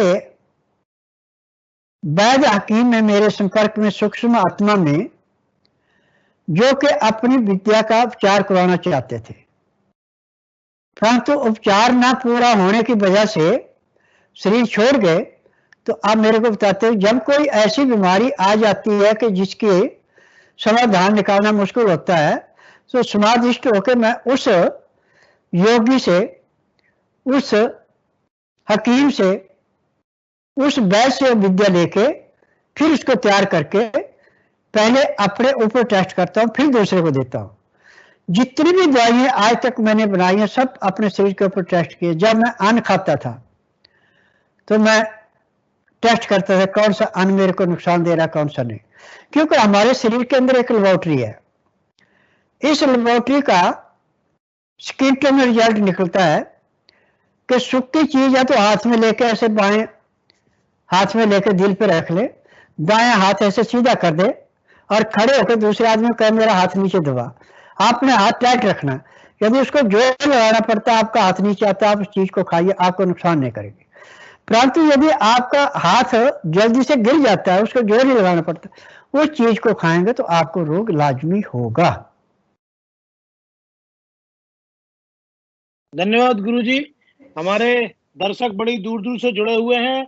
उज्जैन के पास से पोलाय कला से हमारे कमल चौधरी जी पूछ रहे हैं कि गुरुजी लीवर के बारे में आपने अभी तक कुछ नहीं बताया, लीवर के बारे में कुछ घरेलू उपचार है क्या? देखिए, लीवर हमारा एक मांस का छोटा सा टुकड़ा है। हम इसको स्वस्थ रखने के लिए लहसुन प्याज अदरक जितना अधिक से अधिक खाएंगे कच्चा, उतना हमारा लीवर तेजी से काम करेगा। परंतु जब लीवर में फैटी लीवर हो जाए या लीवर पे चिकनाहट जम जाए तो लहसुन प्याज अदरक उसको ठीक तो करता है, उसमें टाइम थोड़ा ज्यादा लेता है। परंतु जब किसी के लीवर पे चिकनाहट जम गई तो उस चिकनाहट को उतारने के लिए सबसे ज्यादा नींबू काम करता है। आप पहले दिन 1 नींबू का रस पिए, दूसरे दिन 2 का, ऐसे 21 पे जाना, फिर 21 पे नींबू का पे आना, फिर 21 पे जाना, फिर 1 पे आना। ऐसे आप 3 महीने तक के नींबू का उपचार करेंगे, आपके लीवर चाहे किसी भी किस्म का इन्फेक्शन और समाप्त हो जाता है। धन्यवाद गुरुजी। हम अब हमारे एक दर्शक पूछ रहे हैं, बांग्लादेश से है, ये पूछ रहे हैं कि आजकल सब तरफ फेफड़े की चर्चा हो रही है, फेफड़ा खराब हो गया है, हर आदमी सीटी स्कैन की तरफ जा रहा है और स्कोर बता रहा है कि 5/25 हो गया, 20/25 हो गया, 21/25 हो गया और ऑक्सीजन की तरफ भाग रहा है। तो फेफड़ों का बचाव कैसे कर सकते हैं आयुर्वेद में? योग के बारे में तो बहुत सारे गुरुजी बताते हैं, कुछ दवाइयां घर में रहने वाली किचन की चीजें हैं जिनसे अपने फेफड़ों का रखरखाव कर सकते हैं, और क्या एक बार फेफड़े खराब हो जाते हैं तो ठीक हो सकते हैं क्या? देखिए, मैंने आज फेफड़े के ऊपर भी आदमी बचाया हुआ है और जीव हॉस्पिटल में बायां फेफड़ा एक रोगी का पूरा काट दिया है, दायां आधा था। जब मेरे पास आया तो 1 घंटे में 2 लीटर की पानी की बोतल उसके फेफड़े से भरती थी। अच्छा। जब मैंने उसका उपचार किया तो 3 दिन में से उसका पानी बनना बंद हो गया। आज वो गाड़ी भी चला रहा है और निकल फैक्ट्री भी चला रहा है। फेफड़ों का इलाज पानी का जो है बहुत आसान इलाज है। इसका सबसे ज्यादा जो इलाज है वो है लहसुन प्याज अदरक। जो इसको खाएगा उसका फेफड़ा सांस की नाली कभी खराब होगी नहीं। परंतु जिसके फेफड़े में रेशा जम गया, सांस की नाली में जम गया, जिसको ऑक्सीजन की जरूरत है, उसको नींबू का रस निकाल के उसको छान करके कपड़े से 4 बूंद एक साइड, 4 बूंद दूसरी साइड नाक में डालें। तो नाक में डालने के बाद लंबा सांस लें ऐसे, तो एक बार डालने से उसको कम से कम 35 से 40% ऑक्सीजन मिल जाएगी और उसके जो फेफड़ों में सांस की नाली में जो कीटाणु थे वो मर जाएंगे और वो नजला जो है मुंह के रास्ते भी निकलेगा, नाक के रास्ते भी निकलेगा और गुदा के रास्ते भी निकलेगा। यदि 3-3 घंटे बाद वो नींबू का रस 4-4 बूंद नाक में डाल रहा है तो उसको किसी किस्म का नुकसान होगा नहीं और वो कोरोना को ऐसे मार देगा जैसे जलती अग्नि में पतंगा जलता है। और इसका सबसे जो उत्तम उपचार है वो है गाय के घी से। गाय का घी 1 किलो, तो उसके अंदर आपने 50 ग्राम सिंधा नमक डालना, 2 ग्राम उसमें शुद्ध केसर डालना, 5 ग्राम हल्दी डालनी। अब इसको 1 लीटर घी को आपने धीमी आंच पे इतना उबालना है कि 1 लीटर का वो 500 ग्राम बचे। अब उसके बाद इसको छान करके ड्रॉपर के अंदर भर लें। अब जब भी आपने नाक में डालना इसको तो पहले गर्म पानी में रखें, इसको पिघला लें। आधा ड्रॉपर यानी 25 ग्राम बाईं साइड, 25 ग्राम दाईं साइड डालें। तो ये जो घी है, ब्रेन ट्यूमर, जिसकी मेमोरी कम है उसके लिए, जिसके फेफड़े सांस नहीं लेते हैं, जिसको ऑक्सीजन की जरूरत है, उसके लिए एक किस्म का अमृत है। धन्यवाद गुरुजी। गुरुजी ने सब विषयों की चर्चा बताई। हमारे जबलपुर से एक दर्शक हैं और कई लोग हैं जो बता रहे हैं हमको कि गुरुजी किडनी बहुत जल्दी फेल होती है और जब पता चलता जब दोनों फेल हो जाती हैं, तो शुरू से हम क्या उपाय ऐसे करें जिससे किडनी के बारे में हमें पता चले। हमारे संत कुमार त्रिपाठी गोंडा से जुड़े हुए हैं, जबलपुर से कमलेश सोनी जी हैं, विनोद पांडे जी एसडीएम साहब हैं, oil and natural gas commission ONGC के बहुत सारे अधिकारी और कर्मचारी इसमें जुड़े हुए हैं, वो भी अलग अलग सवाल पूछ रहे हैं। मैं बता दूं गुरुजी, अभी तक हमारे पास 485 सवाल आ चुके हैं, जिनको मैं आपको एक साथ जोड़ के ही सवाल पूछ रहा हूँ। शायद मैं यहाँ सबके नाम भी नहीं ले पा रहा हूँ। चिराग मुदगल जी भी हैं, सी अधीश कुमार जैन हैं विज्ञान विहार दिल्ली से, हृदय खरे फरीदाबाद से हैं, विनीत रावत दिल्ली से हैं, जानवी त्रिपाठी सतना से जुड़ी हुई हैं, नरेंद्र त्रिपाठी जी सतना से हैं, रीवा से अनुज परूढ़ा जी बार बार सवाल पूछ रहे हैं कि गुरुजी जल्दी जल्दी बता दिए, मैं लिख नहीं पाया हूं। तो मैं अपने दर्शकों को बताना चाहता हूं कि गुरुजी ने जो बातें बताई हैं, आज जो परिचर्चा हो रही है, वह परिचर्चा हम एडिट करके पंडित गणेश प्रसाद मिश्र सेवा न्यास के यूट्यूब चैनल पर डाल देंगे। इसके पहले जो 13 परिचर्चाएं हो चुकी हैं वह भी उस पर हैं। हमारी वेबसाइट भी है www.gpmsevanyas.org, उस पर जाके इन सभी चर्चाओं को आप सुन सकते हैं। और आपको बता दूं कि गुरुजी का एक लाइव चैनल है संस्कृति 24/7 और स्वस्थ विचार करके गुरुजी का यूट्यूब चैनल है, इस पर भी इनकी चर्चाएं उपलब्ध रहेंगी। अब मैं गुरुजी से पूछता हूं कि थोड़ा किडनी के बारे में हमारे दर्शकों को बताएंगे तो बहुत अच्छा होगा।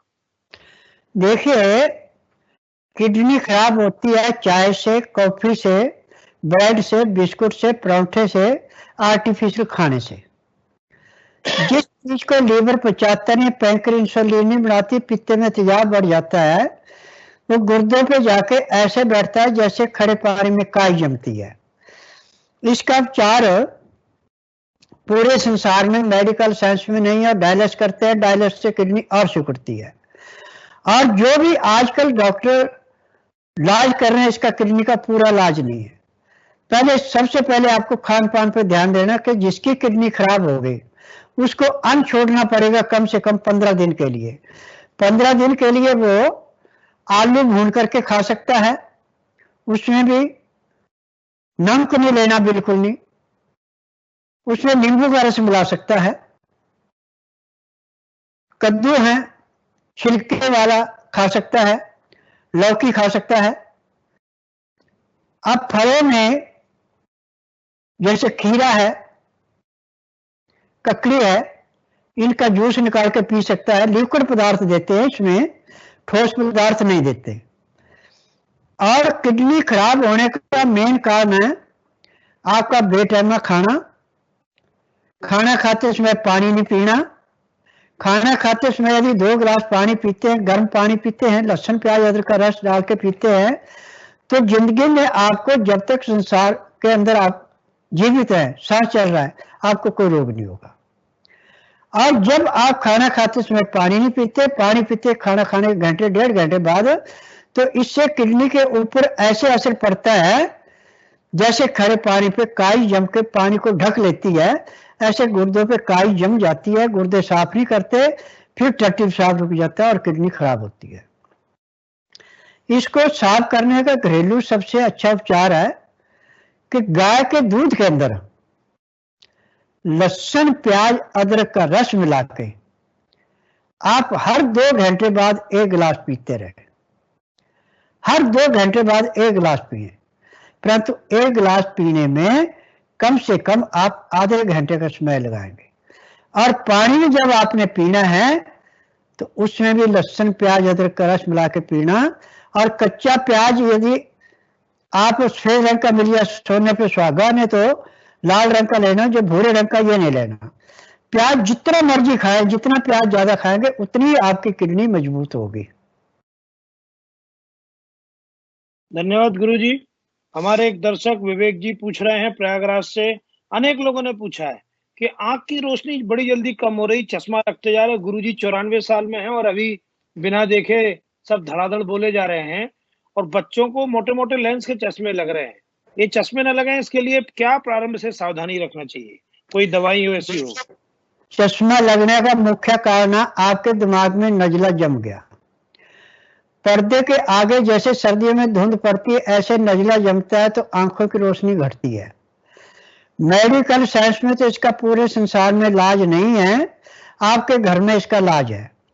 लहसुन प्याज अदरक कच्चा सुबह शाम आप 10 से 15 20 ग्राम 50 ग्राम तक की खाते, आपकी आंखों की रोशनी दिन दुगने रातें चौगुनी ऐसे ही बढ़ेगी।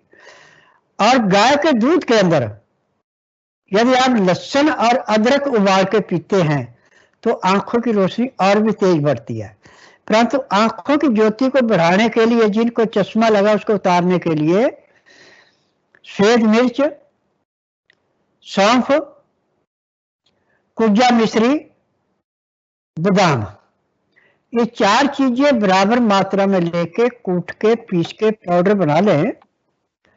10 ग्राम पाउडर सुबह 10 ग्राम शाम को गाय के दूध से लेते हैं तो जिसकी आंखों पे मोटा चश्मा लगा उसका हर महीने क्वार्टर हाफ नंबर घटेगा और 6 महीने में चश्मा उतार के फेंक देंगे, उसको चश्मे की जरूरत नहीं पड़ेगी। परंतु इसके लेने से, लहसुन प्याज अदरक खाने से हर महीने चश्मे का नंबर बदलना पड़ेगा, घटता जाएगा, नंबर बदलना पड़ेगा। और ऐसे यदि आप नियम से करते हैं तो जिसको बचपन से आप इन चीजों का प्रयोग करा रहे हैं और योग करा रहे हैं तो जिंदगी में कभी आंखों पे चश्मा नहीं लगेगा। धन्यवाद गुरुजी। हमारे दर्शकों के सवाल अलग अलग हैं। मैं बताना चाहूंगा कि आंखों के चश्मे की चर्चा चली तो हमारे एक दोस्त हैं पुणे से, वेद प्रकाश शर्मा, जिन्होंने ही हमको गुरुजी से मिलवाया है। मैं देखता हूं कि वेद प्रकाश शर्मा जी ने हमको यही कहा था कि हमारे गुरुजी ने उनकी बिटिया को कोई बहुत बड़ा चश्मा लगा था और उसको उनका धीरे धीरे चश्मा बिल्कुल उतर गया। तो इस प्रकार से ये तो हम गारंटी से कह सकते हैं मेरा आजमाया हुआ नुस्खा है। ऐसे ही मैं एक बता सकता हूं कि गुरुजी एक्यूप्रेशर के द्वारा चीजें ठीक करते हैं। उन्होंने कहा कि एक तो दवाई देते हैं, दूसरा दोपहर बाद उनको 2 घंटे बाद एक्यूप्रेशर देते हैं और उसी दिन 10 से 15% लाभ हो जाता है। दोस्तों, मेरे भी इस बाएं कंधे में दर्द रहता था। गुरुजी हमारे ऑफिस में आए, बैठे, ऐसी बात चली। ये बुधवार को किसी की नाड़ी नहीं देखते हैं। ये कहते हैं कि 7 दिन में से 6 दिन देखना, एक दिन बुधवार के दिन नहीं देखना, इसलिए बुधवार को ही निकल के जाते भी हैं कहीं। हमारे ऑफिस में आए, इन्होंने हमारे हाथ में ऐसे ऐसे, हाथ में दर्द है घुटने में, और पैर की उंगली के पास में इन्होंने दबाना शुरू किया धीरे धीरे। ऐसे दबाए कि मेरा पूरा हाथ ऐसे सीधा खड़ा हो गया। और गुरुजी ने बताए हुए माध्यम से मैं कहूंगा कि उस साथ में जेब में अपनी लहसुन की पोटली रखे थे, उसको लिया, घी में मला और मलते साथ ही उन्होंने हमारे लगाया तो हमने देखा कि ये तो 15% कह रहा, मुझे तो 100% आराम सा हो गया। ये बात अलग है कि बाद में वो धीरे धीरे फिर से वापस आया, लेकिन उस समय तो मुझे यही गुरुजी की दवाई का, यही गुरुजी के एक्यूप्रेशर पद्धति का चमत्कार समझ में आया, जिसके कारण मुझे लगा कि मैं अपने सभी दर्शकों को गुरुजी से मिलवाऊं। उनकी बात आप सबने सुनी, आपको मैं हृदय से धन्यवाद देता हूं और गुरुजी को भी कहता हूं कि इसी प्रकार हमारे दर्शकों का मार्गदर्शन करते रहें, ज्ञान देते रहें। आज की चर्चा में लगभग हमारे साथ 3500 मोबाइल से जुड़ने की सूचना मिली है। 3519 संख्या दिख रही है। गुरुजी, इतने सारे दर्शक हमारे साथ जुड़े और मैं जानता हूं कि सबके नाम लेना मेरे लिए संभव नहीं है, फिर भी बहुत सारे पत्रकार, श्रीमान सनत जैन जी हमारे लगातार समाचार छापते हैं, चंद्र प्रकाश सेवरे जी हैं, श्रीमान जय कुमार सिंह हैं भोपाल से, हमारे अवधेश शुक्ला जी हैं, संजय साय जी हैं, उनकी पत्नी मंजू साय हर एक चर्चा में भाग लेती हैं। मैं सबका हृदय से आभार करता हूँ।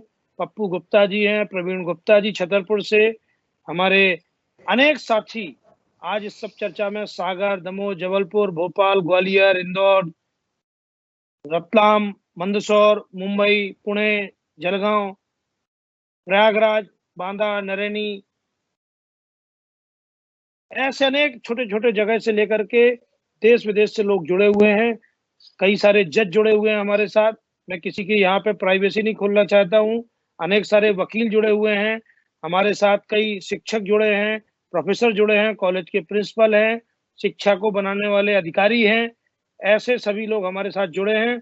आज की चर्चा में गुरुजी ने बहुत अच्छी हमको जानकारी दी है।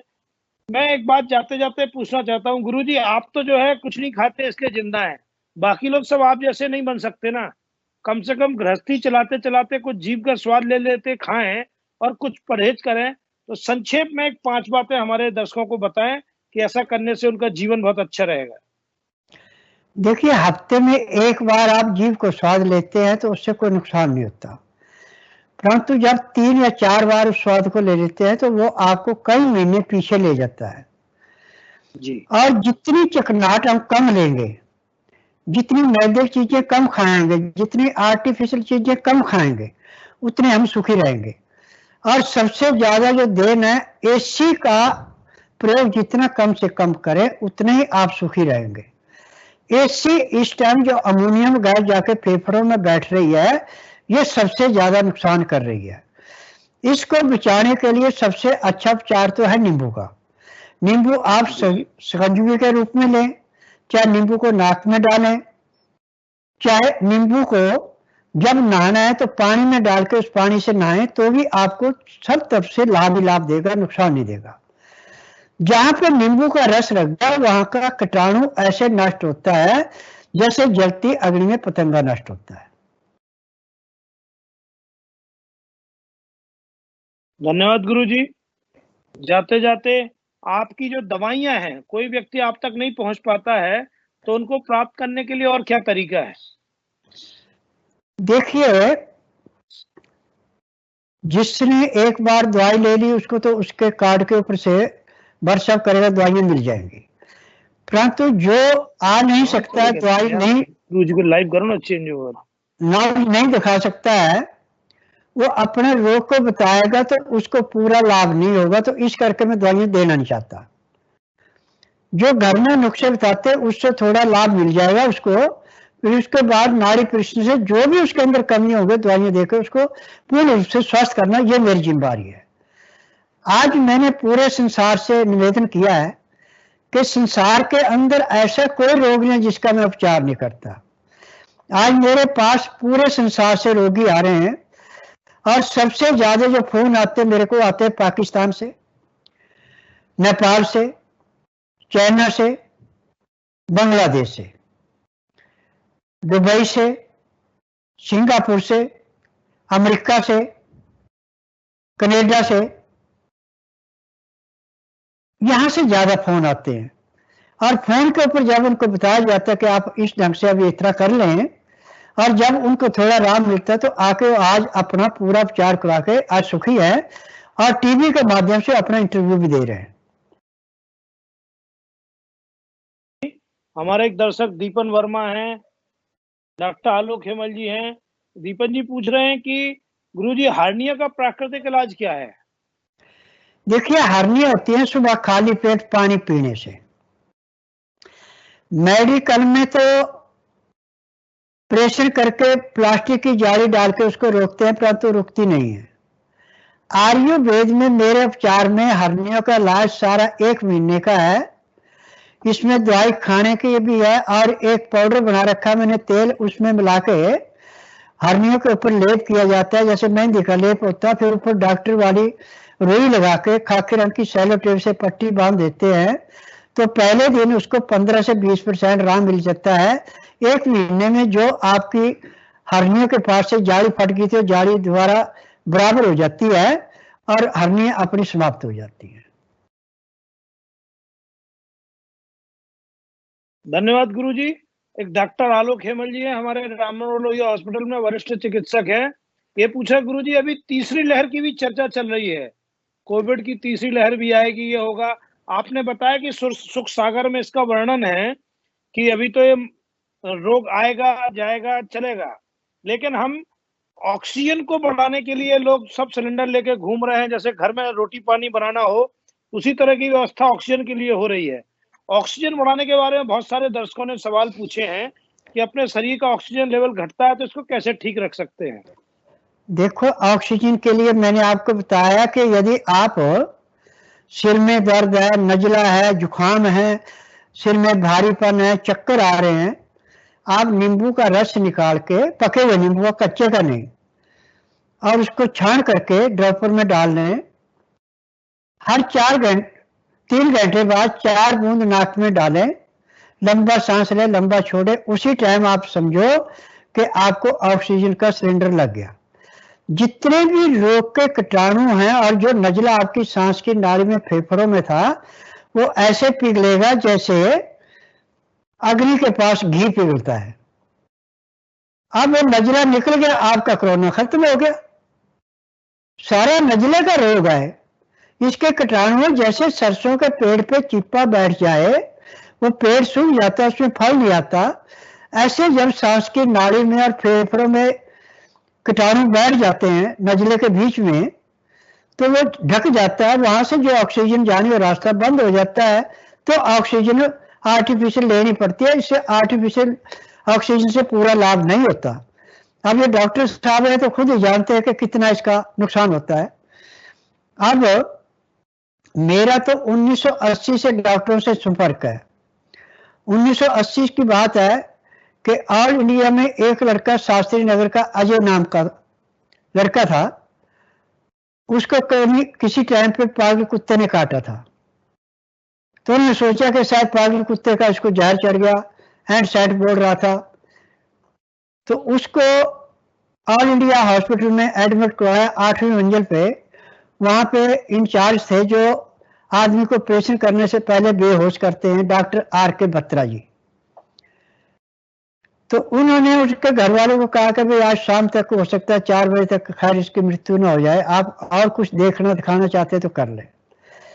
तो उन्होंने अनुमति दी। मैं यहां से गया, मैं वहां जाके देखा तो बच्चे पे उस टाइम कोई भी पागल कुत्ते के काटे हुए के लक्षण नहीं थे।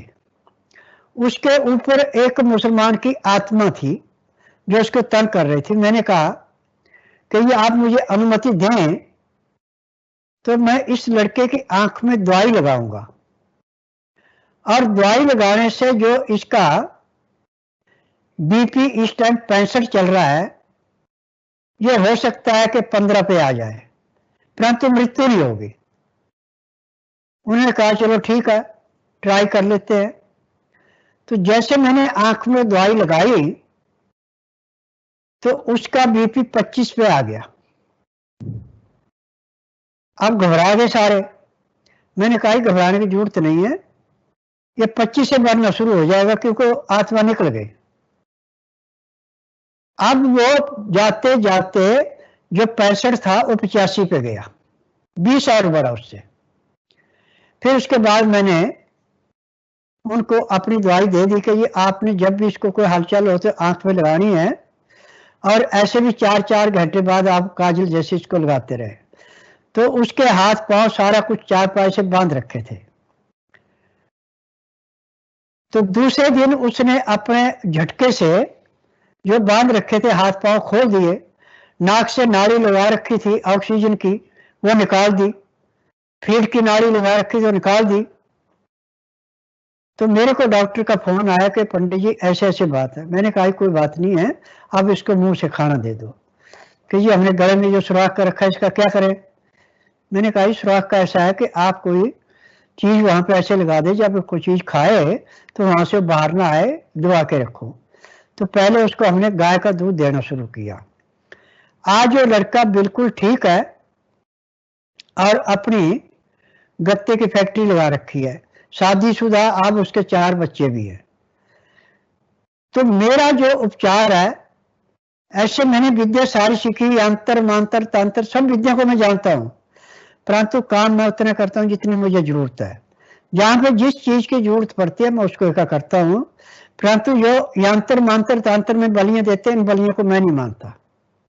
जहाँ बलि की जरूरत पड़ती है वो आ जाते लाव का जोड़ा देता हूँ, या मैं नींबू देता हूँ, या फिर सुपारी देता हूँ, मैं उससे वो उतारा कर लेता हूँ। परंतु जो ठगी का काम है वो मेरे बस का नहीं है।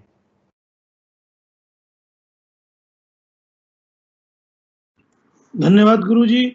मैं आपको बता दूं कि आज हमारे साथ इस कोरोना काल के दरमियान पंडित गणेश प्रसाद मिश्र सेवान्यास के अनेक सहयोगी लोग, संपर्कित लोग और इस आपकी चर्चा को कवर करने वाले पत्रकार बंधु, हमारे राजू सरदार जी का स्वर्गवास हो गया, उनकी आत्मा को शांति के लिए प्रार्थना करता हूं। हमारे पेप्टेक चैनल के मालिक श्री नीरज चौरसिया जी की पत्नी अंजना चौरसिया जी का आज निधन हो गया। राजेंद्र अग्रवाल सतना में हमारे संभागीय प्रवक्ता थे, उनकी मृत्यु हो गई।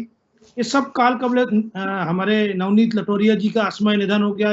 यंग लोग चले जाते जा रहे हैं। गुरुजी, मैं सबके लिए प्रार्थना करता हूं कि वो भगवान उनकी आत्मा को शांति दे और जल्दी से जल्दी ये कोरोना बीमारी दूर हो जाए। आपकी चर्चा को कवर करने वाले कल्याण सिंह जी, प्रेम गुप्ता जी, सुरेंद्र अग्रवाल जी, प्रवीण गुप्ता जी, बंटी जैन जी, चंद्रप्रकाश सेवरे जी, सभी का मैं हृदय से, जय सिंह जी, इनका मैं हृदय से स्वागत करता हूं और उम्मीद करता हूं आगे आने वाले समय में आपसे फिर से मिलेंगे। हमारी चर्चा के लगभग पूरे 2 घंटे हो रहे हैं। गुरुजी ने बहुत सारी बातें बताई हैं और उन्होंने जैसे कहा कि वो रात्रि को अज्ञात स्थान पे अपनी आत्मा को ले जाके और बात करते हैं। इन चर्चाओं को हम ज्यादा महत्व न देते हुए उस विद्या में हमें नहीं आना है। हमको केवल आयुर्वेद की चर्चा तक सीमित रहते हुए गुरुजी के बताए हुए नुस्खों को, गायत्री मंत्र को और अपने रहन सहन और सादगी जिंदगी जीवन को ठीक करने की जरूरत है। आज हम पंडित गणेश प्रसाद मिश्र सेवान्यास की तरफ से, हमारे सभी पदाधिकारियों की तरफ से, श्रीमती आशा रावत, मालती, रेखा, रचना, प्रमिला, संकल्प की तरफ से गुरुजी का आभार व्यक्त करते हैं। सभी श्रोताओं का, दर्शकों का आभार व्यक्त करते हैं। मुझे लगता है कि आज भी 6000 से ऊपर दर्शक हो गए होंगे, इसकी गिनती हमारे लोग बताएंगे। इस पर चर्चा को कल तक हम YouTube चैनल पर डाल देंगे। पंडित गणेश प्रसाद मिश्र सेवान्यास के YouTube चैनल पर ये लोग सुन सकते हैं। हमारे गांव के बहुत सारे लोग जुड़े हुए हैं, श्री राम मछारिया, ब्रजेश वाजपेयी, प्रवीण दुबे, अनूप मिश्रा, नौगांव शहर के साहित्य मिश्रा, अनेक लोग हमारे इस दूर में जुड़े हैं। मैं सबका हृदय से स्वागत करता हूं, धन्यवाद करता हूं और उम्मीद करता हूं कि गुरुजी सब पर कृपा बनाए रखें। ये कोरोना महामारी जल्दी जल्दी ठीक हो जाए और फिर से नॉर्मल दिन वापस आ सके। आपके द्वारा बताए गए नुस्खे हम जरूर वो करेंगे, अपनाएंगे। अपने दर्शकों से अनुरोध करते हैं, गुरुजी ने बताया कि भोजन के बीच में पानी पिएं, गर्म पानी पिएं, टाइट कपड़े पहन के रहें, खुले बदन ना घूमें ज्यादा। ये हमारे कुछ बचाव के तरीके बताए, उन बातों को हम भी अपने जीवन में अपनाएंगे। मैंने तो बहुत सारी बातें अपनाई हैं और गुरुजी की स्वस्थ विचार नाम की गोली हम जरूर खा रहे हैं। इसने दिल्ली के 50,000 पुलिस वालों को ठीक किया है। अनेक कोर्ट के जज लोगों ने इनको प्रमाण पत्र दिए हैं, इनके ऑफिस में वो लगे हुए हैं, मैं स्वयं देख के आया। आपसे भी उम्मीद करता हूं कि थोड़ी एलोपैथी का माहौल है, इसलिए हम एलोपैथी को अपनाएं, जरूर अपनाएं।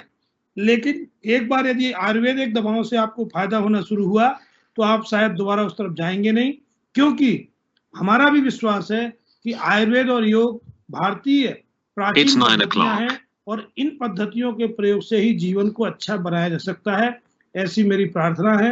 बहुत बहुत धन्यवाद गुरुजी, प्रणाम। नमस्कार नमस्कार नमस्कार। धन्यवाद गुरुजी, नमस्कार।